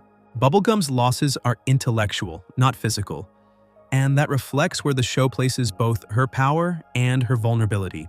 This separation between types of vulnerability makes both characters feel more distinct because their arcs occupy completely different territory, and their failures come from different places. Finn's story is told through his body, through combat, injury, and physical consequence, while Bubblegum's story is told through her mind, through decisions, mistakes, and the results of policy, and the writing respects those differences by never forcing one character into the other's mode of conflict. Next up is Jake's eyes closing during serious advice. Number 26. Jake's eyes close. During serious advice, when Jake gives real, meaningful guidance, his eyes often close briefly, a detail visible in The Creeps from Season 3, Episode 12, and other episodes where sincere moments arise, and the eye. Closure works as a visual signal.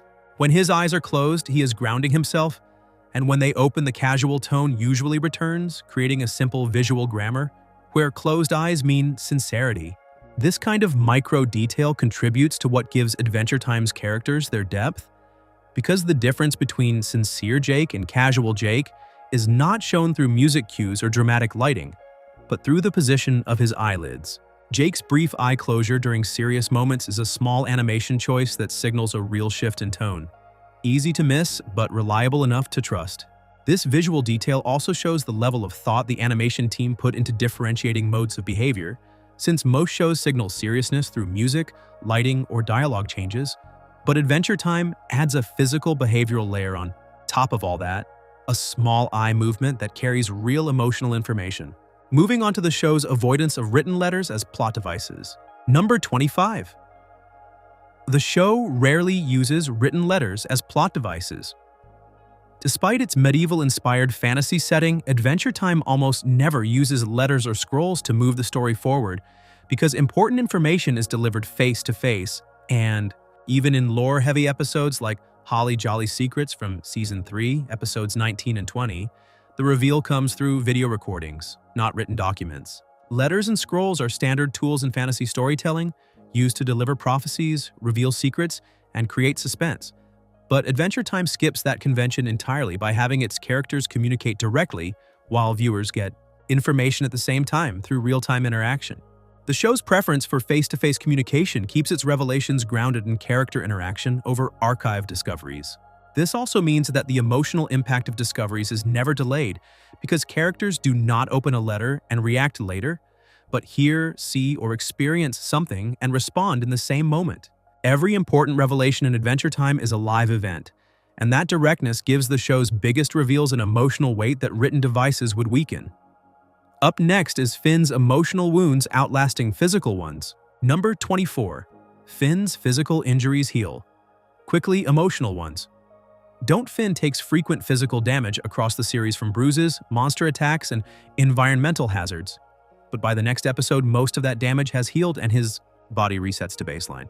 His emotional state does not follow the same pattern because the consequences of Breezy from Season 6, Episode 6, linger across later episodes.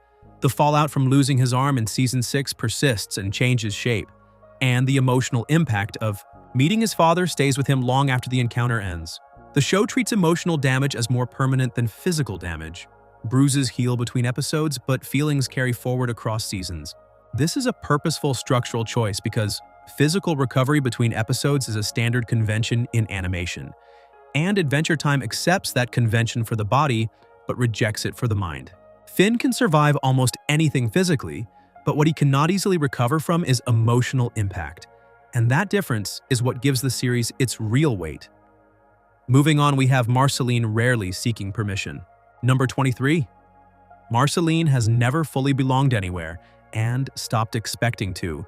When Marceline enters a space, whether the treehouse, the Ice Kingdom, or anywhere else in Uo, she does so casually without knocking or asking, arriving as though every space is open to her and the social rules that apply to others simply do not apply. Marceline is half demon and half human, lived through the apocalypse and spent time in the Nightosphere, and existed outside any single community for most of her life.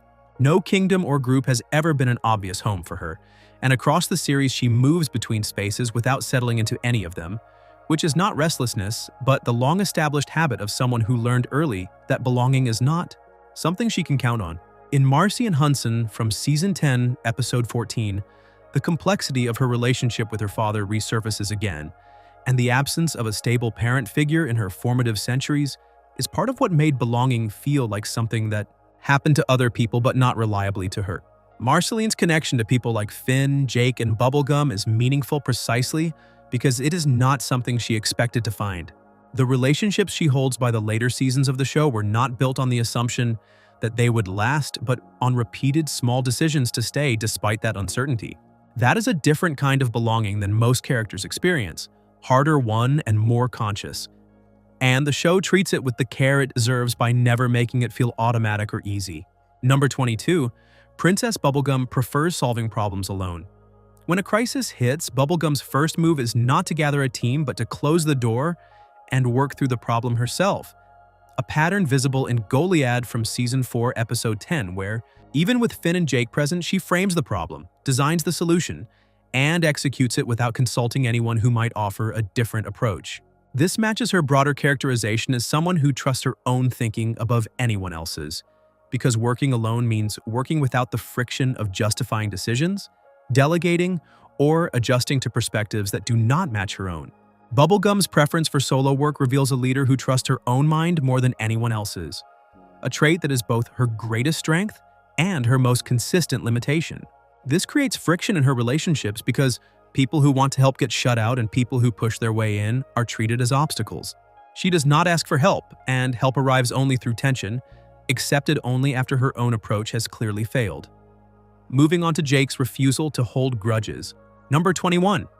Jake rarely holds grudges. When conflicts end between Jake and other characters, the resolution is clean because Jake moves on without carrying resentment, and to future episodes are using past arguments as leverage later, meaning that when something is over, it is genuinely over for him. This is visible across multiple early episodes in Seasons 1 through 3, where disagreements between Finn and Jake arise and resolve within the same episode as Jake engages with the issue, works through it, and lets it go completely. Jake's ability to release conflict quickly is not shallow. It is a form of emotional efficiency that allows him to stay present instead of being dragged backward. This quality also makes Jake a stabilizing force in the lives of the people around him, because among characters weighed down by the past, Jake's clean emotional resets offer proof that it is possible to move forward without carrying everything. He grows not by accumulating weight but by letting it go, and that model of growth is a distinctive contribution to its genre. Up next is how Ooh quietly rebuilds after catastrophe. Number 20. The show avoids. Explaining how Ooh rebuilds. After catastrophe, major destruction happens in Ooh regularly as cities are damaged and landscapes are reshaped, with some events suggesting months of recovery, yet the next episode often opens with everything restored without any rebuilding scenes, civic planning, or cleanup crews. The world resets quietly because this is not realism, but a storytelling convention where the show allows Ooh to absorb damage and bounce back so it can move forward to the next story. The show's quiet post-catastrophe resets let the story keep moving. The world recovers because the characters need it to, and the audience is trusted to accept that. A series that committed to realistic recovery after every event would spend most of its time on logistics. So Adventure Time skips that documentation and stays focused on the characters. The consistency of this choice across seasons turns it from a gap into a world rule because Ooh is resilient and bounces back, and that is simply how this particular world works. And it works because the pattern has been well established by the time any individual reset occurs. Moving on, we have Finn rarely talking about being lonely. Number 19. Finn rarely talks about being lonely. Finn is introduced as the last human in Ooh, the only one of his kind surrounded by candy people, magical creatures, and ageless beings, which creates an enormous potential for loneliness, yet across multiple seasons, he almost never voices that loneliness because of it. In early seasons, he focuses on adventure instead of dwelling on what he lacks, and when he finally encounters other humans in Islands from Season 8, the loneliness theme surfaces through discomfort instead of confession because he does not feel like he fits in, not tearfully announcing he has been alone his whole life. The show lets Finn's solitude exist without drama, present in his circumstances but mostly absent from his words. Finn does not narrate his own pain but lets his loneliness show up in how he bonds tightly with non-human friends, overcommits to relationships, and fills the space with activity. The show communicates isolation through behavior, not speeches, and the result feels more honest than any monologue could provide. Next up is Marceline's humor before vulnerability. Number 18. Marceline's humor often comes before vulnerability. In emotional moments, especially in Varmints from Season 7, Episode 2, Marceline makes small jokes before getting to real feelings, not to avoid the emotion entirely, but to ease into it, by creating a small bridge between casual conversation and genuine honesty. This pattern holds over the years because when facing situations that call for openness, Marceline tests the space first with something light before committing to something real. Marceline's humor before vulnerability is not avoidance. It is her way of easing into honesty at her own speed. This behavior makes sense for a character who has likely learned the hard way that rushing into vulnerability without testing the space first can cause more harm than good. The joke is her way of checking whether the environment is safe, and when the space holds, she opens further, making the humor not a barrier but a door she opens first, and the natural sequence from lightness to depth gives her emotional scenes a rhythm that feels lived in and genuine.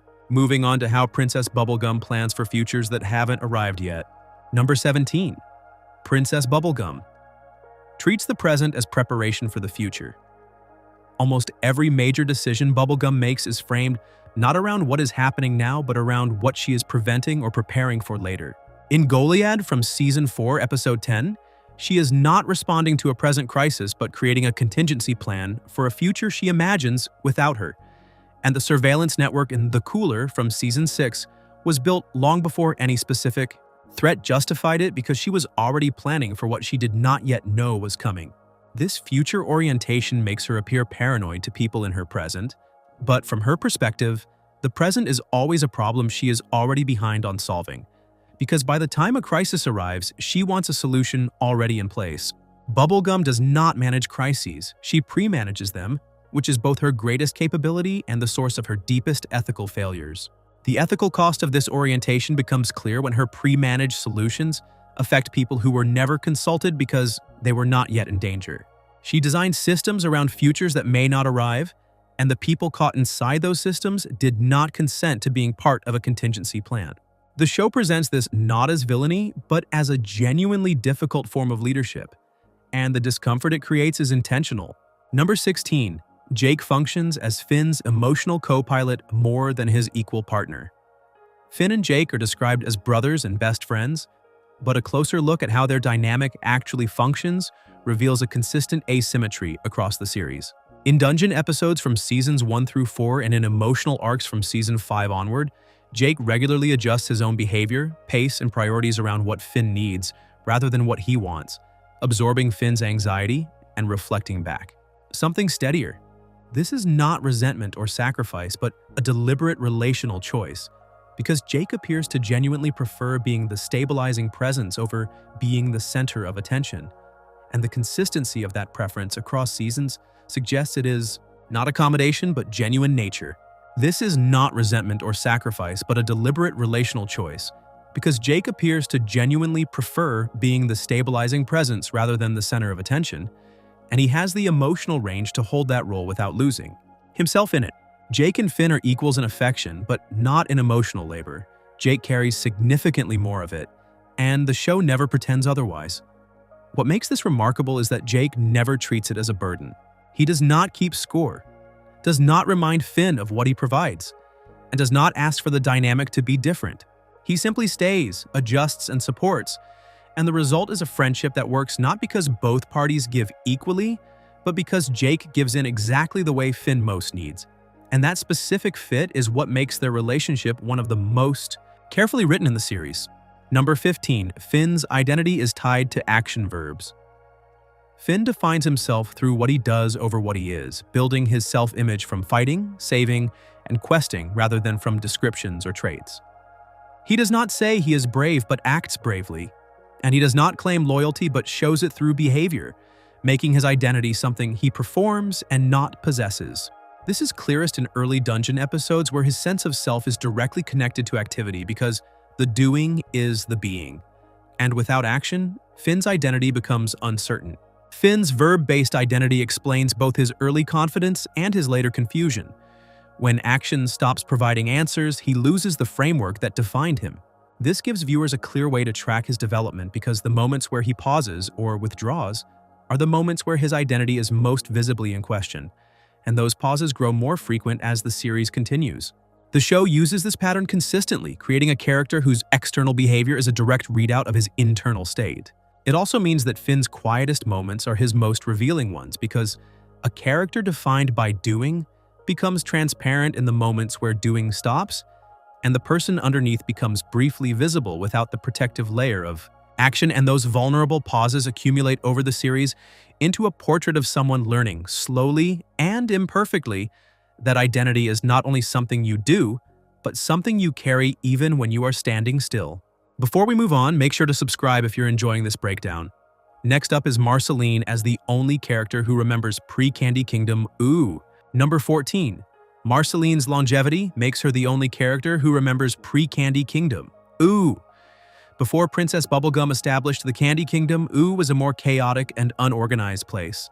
And in background details visible through Marceline's closet from Season 3, Episode 10, and her other early appearances, the audience gets glimpses of the post-war landscape through the relics she has kept from a world with no kingdoms and no structured civilization.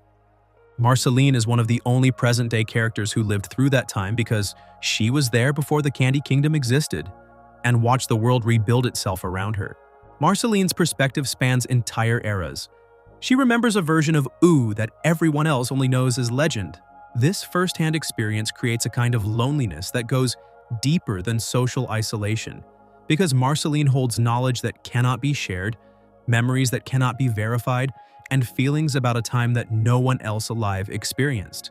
Her silence in certain conversations is not disengagement, but the weight of knowing things that nobody else in the room has lived through, and that unshared weight is one of the show's most deeply effective emotional layers. Moving on to Princess Bubblegum's refusal to admit uncertainty. Number 13. Princess Bubblegum governs as though she might disappear tomorrow. Of all the major characters in Adventure Time, Princess Bubblegum is the one most visibly shaped by the fear of what comes after her. Her lab experiments, her succession plans, and her carefully constructed governance systems all point to the same preoccupation. She does not believe the Candy Kingdom would survive without her specific attention, and she has been quietly preparing for her own absence for longer than anyone around her realizes. The Goliad Project in Season 4, the Stormo solution, the succession plans, the surveillance network, and the hidden contingency systems all point to the same underlying anxiety in Bubblegum's characters. She does not trust that the Candy Kingdom will survive without her specific guidance, and she governs accordingly, building systems that are meant to outlast her even while she is still present. This is not vanity but fear. And in Goliad from Season 4, Episode 10, that fear is visible directly when she tries to create a successor and the attempt goes badly, revealing that she has been thinking about her own replacement far longer than anyone around her realized. Bubblegum's deepest fear is not failure. It is absence, the possibility that everything she built disappears the moment she cannot maintain it. This anxiety shapes everything about how she leads, because a ruler who trusts her systems does not need to be everywhere. But a ruler who fears her own absence cannot delegate without feeling like she is already dying. The show does not frame this as weakness, but as a specific kind of psychological burden that comes from building something you love and knowing it is fragile. Number 12. Jake rarely uses violence as a first solution. Jake is among the most physically capable characters in but his instinct is to evaluate before engaging. And in early dungeon episodes across Seasons 1 through 4, he regularly suggests talking, joking, or negotiating before things turn physical. This does not mean Jake avoids fighting since he is fully capable when the situation requires it, but combat is not his default because he evaluates first and escalates only when other options are gone. Jake's preference for alternatives before fighting creates a dynamic where Finn brings urgency and Jake brings thought, each balancing the other. This is part of why their partnership works across 10 seasons, because two fighters or two diplomats would create redundancy, but Finn and Jake function because they respond differently to the same situation. When fighting is necessary, Jake commits fully with decisive and effective action, but those moments arrive as last resort rather than opening moves, and the pause before action is what defines him. Moving on, we have the show avoiding systematic magic rules. Number 11. The show avoids explaining how magic works. Systematically unlike many fantasy series that build detailed magic systems with rules, limits, and hierarchies, Adventure Time refuses to explain how its magic functions because spells exist. Artifacts exist and characters have abilities, but there is no rulebook, no energy framework, and no formal structure connecting any of it. This is a clear rejection of the trend toward defined magic systems, because those systems offer clarity and consistency, while Adventure Time offers something different. Surprise, since magic is never explained and can do anything at any time. By refusing to define its magic, the show keeps the quality that makes magic interesting in the first place. Genuine uncertainty about what is possible. The audience can never predict outcomes based on established rules because there is no formula and no precedent that guarantees how a spell will work. Each magical event arrives fresh, keeping the world of UA permanently surprising, which is a quality that more structured fantasy settings often lose in their pursuit of logical consistency. Next up is Finn's maturity shown through restraint. Number 10. Finn's maturity is shown through restraint, not power. By later seasons, Finn's growth is no longer measured by what he can do, but by what he chooses not to do. And in The Comet from Season 6, Episode 43, he is offered the chance to transcend his mortal existence and become something cosmic, but says no. That refusal is not weakness, but the most mature choice he makes in the entire series, because earlier Finn would have accepted without thinking. And a cosmic upgrade would have fit perfectly with a hero who defined himself through action. Finn's final form of growth is restraint, the ability to turn down power, and that restraint represents a kind of maturity that no amount of fighting could produce. Adventure Time begins as a show about a boy who wants to be a hero, and ends as a show about a young man who understands that heroism is defined by choices rather than victories. Finn does not win because he is stronger, but because he chooses not to escalate. And that measured decision is the result of 10 seasons of development, making it one of the most satisfying character conclusions in animated television. Moving on to the treehouse's real-world location. Number 9. The treehouse exists inside a real-world location. Finn and Jake's home, the treehouse, sits on top of what used to be a buried urban area, and in Business Time from Season 1, Episode 8, along with background shots over the show's full run, broken highways and city remains are visible beneath the greenery of Ooh. Characters never remark on this because they do not point out the concrete beneath the grass or reference the highways or buildings, since the ruins are just part of the world, so fully absorbed into the landscape that no one living above them notices anymore. Finn and Jake's home is literally built on top of the past, a domestic space sitting above the remains of a civilization their world has forgotten. Everything in Ooh exists on top of something that was destroyed, and the treehouse is the most direct example. Finn lives above buried human history without knowing it, and that ignorance mirrors the wider relationship between Ooh's present and its past because the history is always there and always close, but buried just enough for life to continue without confronting it. Up next is the show's avoidance of full black screens. Number 8. The show rarely uses full black screens between scenes. Scene transitions in Adventure Time tend to use soft fades or direct cuts rather than total blackouts because full black screens where the image disappears entirely are uncommon even during dramatic shifts, and some color continuity is maintained throughout. This affects pacing because full black screens create hard breaks and moments of total disengagement, while soft fades and direct cuts keep the audience connected, so the world feels continuous instead of divided into chunks. The show's avoidance of full black screens keeps transitions gentle. The world of Ooh never fully disappears, even between scenes.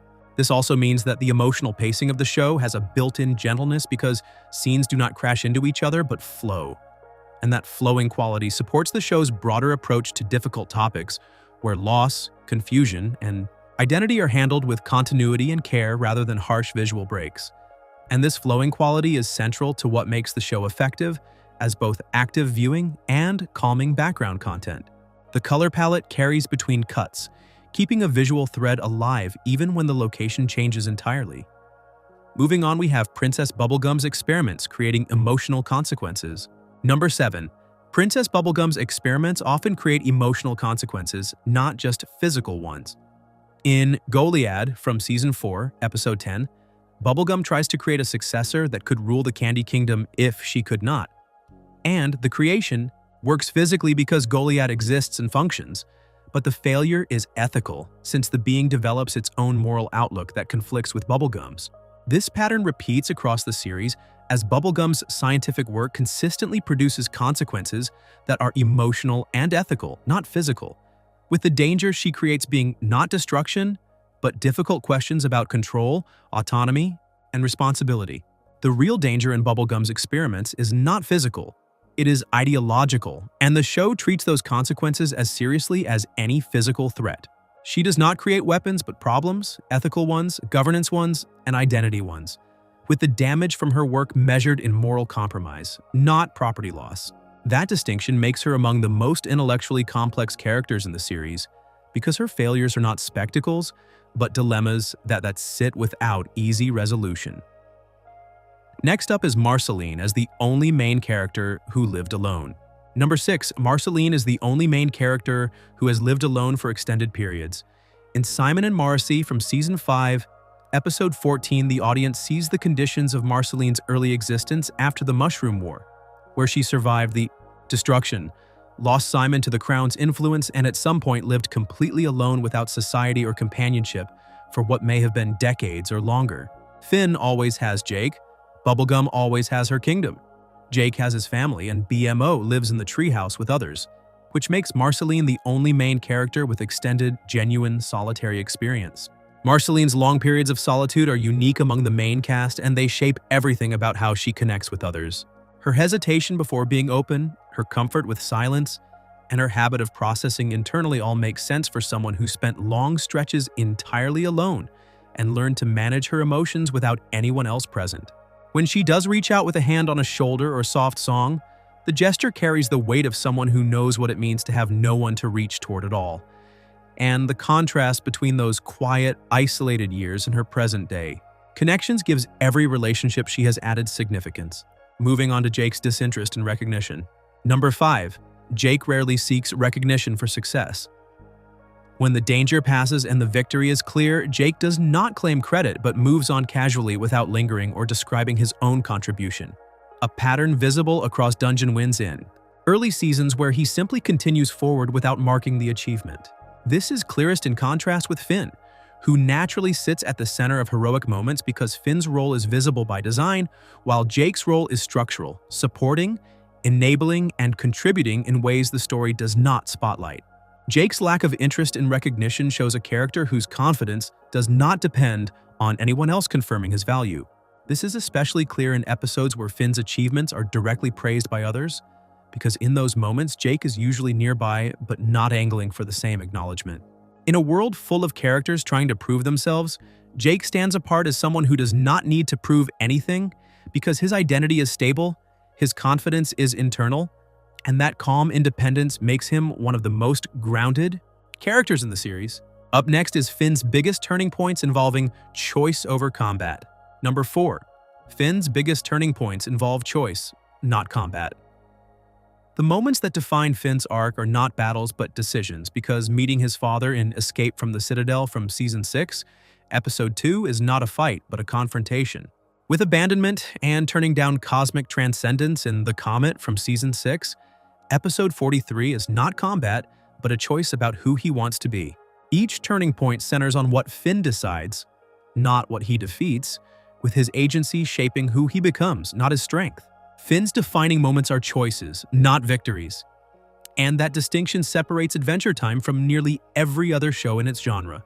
This redefines what adventure means in the context of the series because for Finn, adventure is not about defeating enemies but accumulating decisions where each one builds on the last and shapes the person he becomes. The combat is secondary while the choices are essential, and the show argues that the most important thing a hero can do is not fight but decide. Moving on, we have the show letting side characters stay strange. Number 3.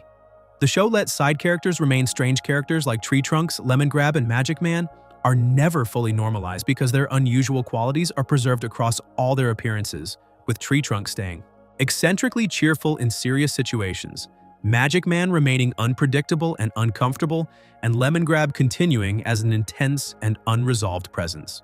Many animated shows gradually smooth out their eccentric characters by softening their edges, explaining their behavior, or fitting them into the main group's emotional framework. But Adventure Time resists that approach entirely. By preserving the strangeness of its side characters, the show creates a world that feels genuinely unpredictable. Lemon Grab in particular stands out because his emotional intensity and unusual reactions are never softened across his appearances, and the show never tries to make him likable in a conventional way. A world where odd characters are allowed to stay odd feels more alive than one where every personality is eventually explained away. And the show's willingness to leave that strangeness alone creates a world that respects every kind of personality, including the ones that resist easy understanding. Next up is the ancient weight of Ooh beneath its young cast. Number 2. Ooh feels ancient. Even though most characters are young ruins are everywhere in Ooh, artifacts from lost civilizations surface regularly, and cosmic beings reference timelines stretching back millions of years, giving the landscape evidence of deep history that most living characters cannot even begin to understand. At the same time, the main cast is emotionally young because Finn is a teenager, Jake acts like someone in early adulthood, and even Bubblegum, despite her age, engages with the world through active governance, not historical reflection, while Marceline, the oldest of them all, speaks casually, not formally. The contrast between Ooh's ancient world and its young characters creates a steady but ever-present tension. A child moving through a world far older than himself. This is one of the series' most lasting qualities because the depth of the world is always present in the background through the ruins, artifacts, and layers of buried history, but the characters live in the moment by adventuring, feeling, and growing. The ancient world provides the setting while the young characters provide the story. And the gap between the two gives the series a richness that neither element could create alone. Moving on to the final fact, how Adventure Time treats curiosity. Number 1. Adventure Time rarely punishes curiosity. Finn opens doors, Jake experiments, Marceline explores memory, and BMO investigates. And across the series, curiosity sends characters into situations that are dangerous, uncomfortable, and sometimes damaging, leading to the Lich, to the Nightosphere, to the Citadel, to the Islands, and to personal histories that some characters would rather leave buried. But the show never frames curiosity itself as the problem because consequences arrive and mistakes happen, and plans fall apart. Yet the act of wondering and exploring and asking what lies beyond what is known is never treated as wrong. Adventure Time consistently treats exploration as necessary rather than reckless. Even when things go badly, curiosity is never the villain. This may be the most understated theme in the entire series, because it is never said in a speech or taught as a lesson, but lives in the structure of the storytelling itself, in a world that keeps presenting new things to discover and characters who keep choosing to discover them. The series ends, but the curiosity does not, staying built into the fabric of a world designed to be explored, and that deeply persistent sense of wonder, quiet, unjudged, and always moving forward, is the quality that defines Adventure Time more than any single character, plot, or moment ever could. If you enjoyed the video, make sure to subscribe, and I'll see you in the next video.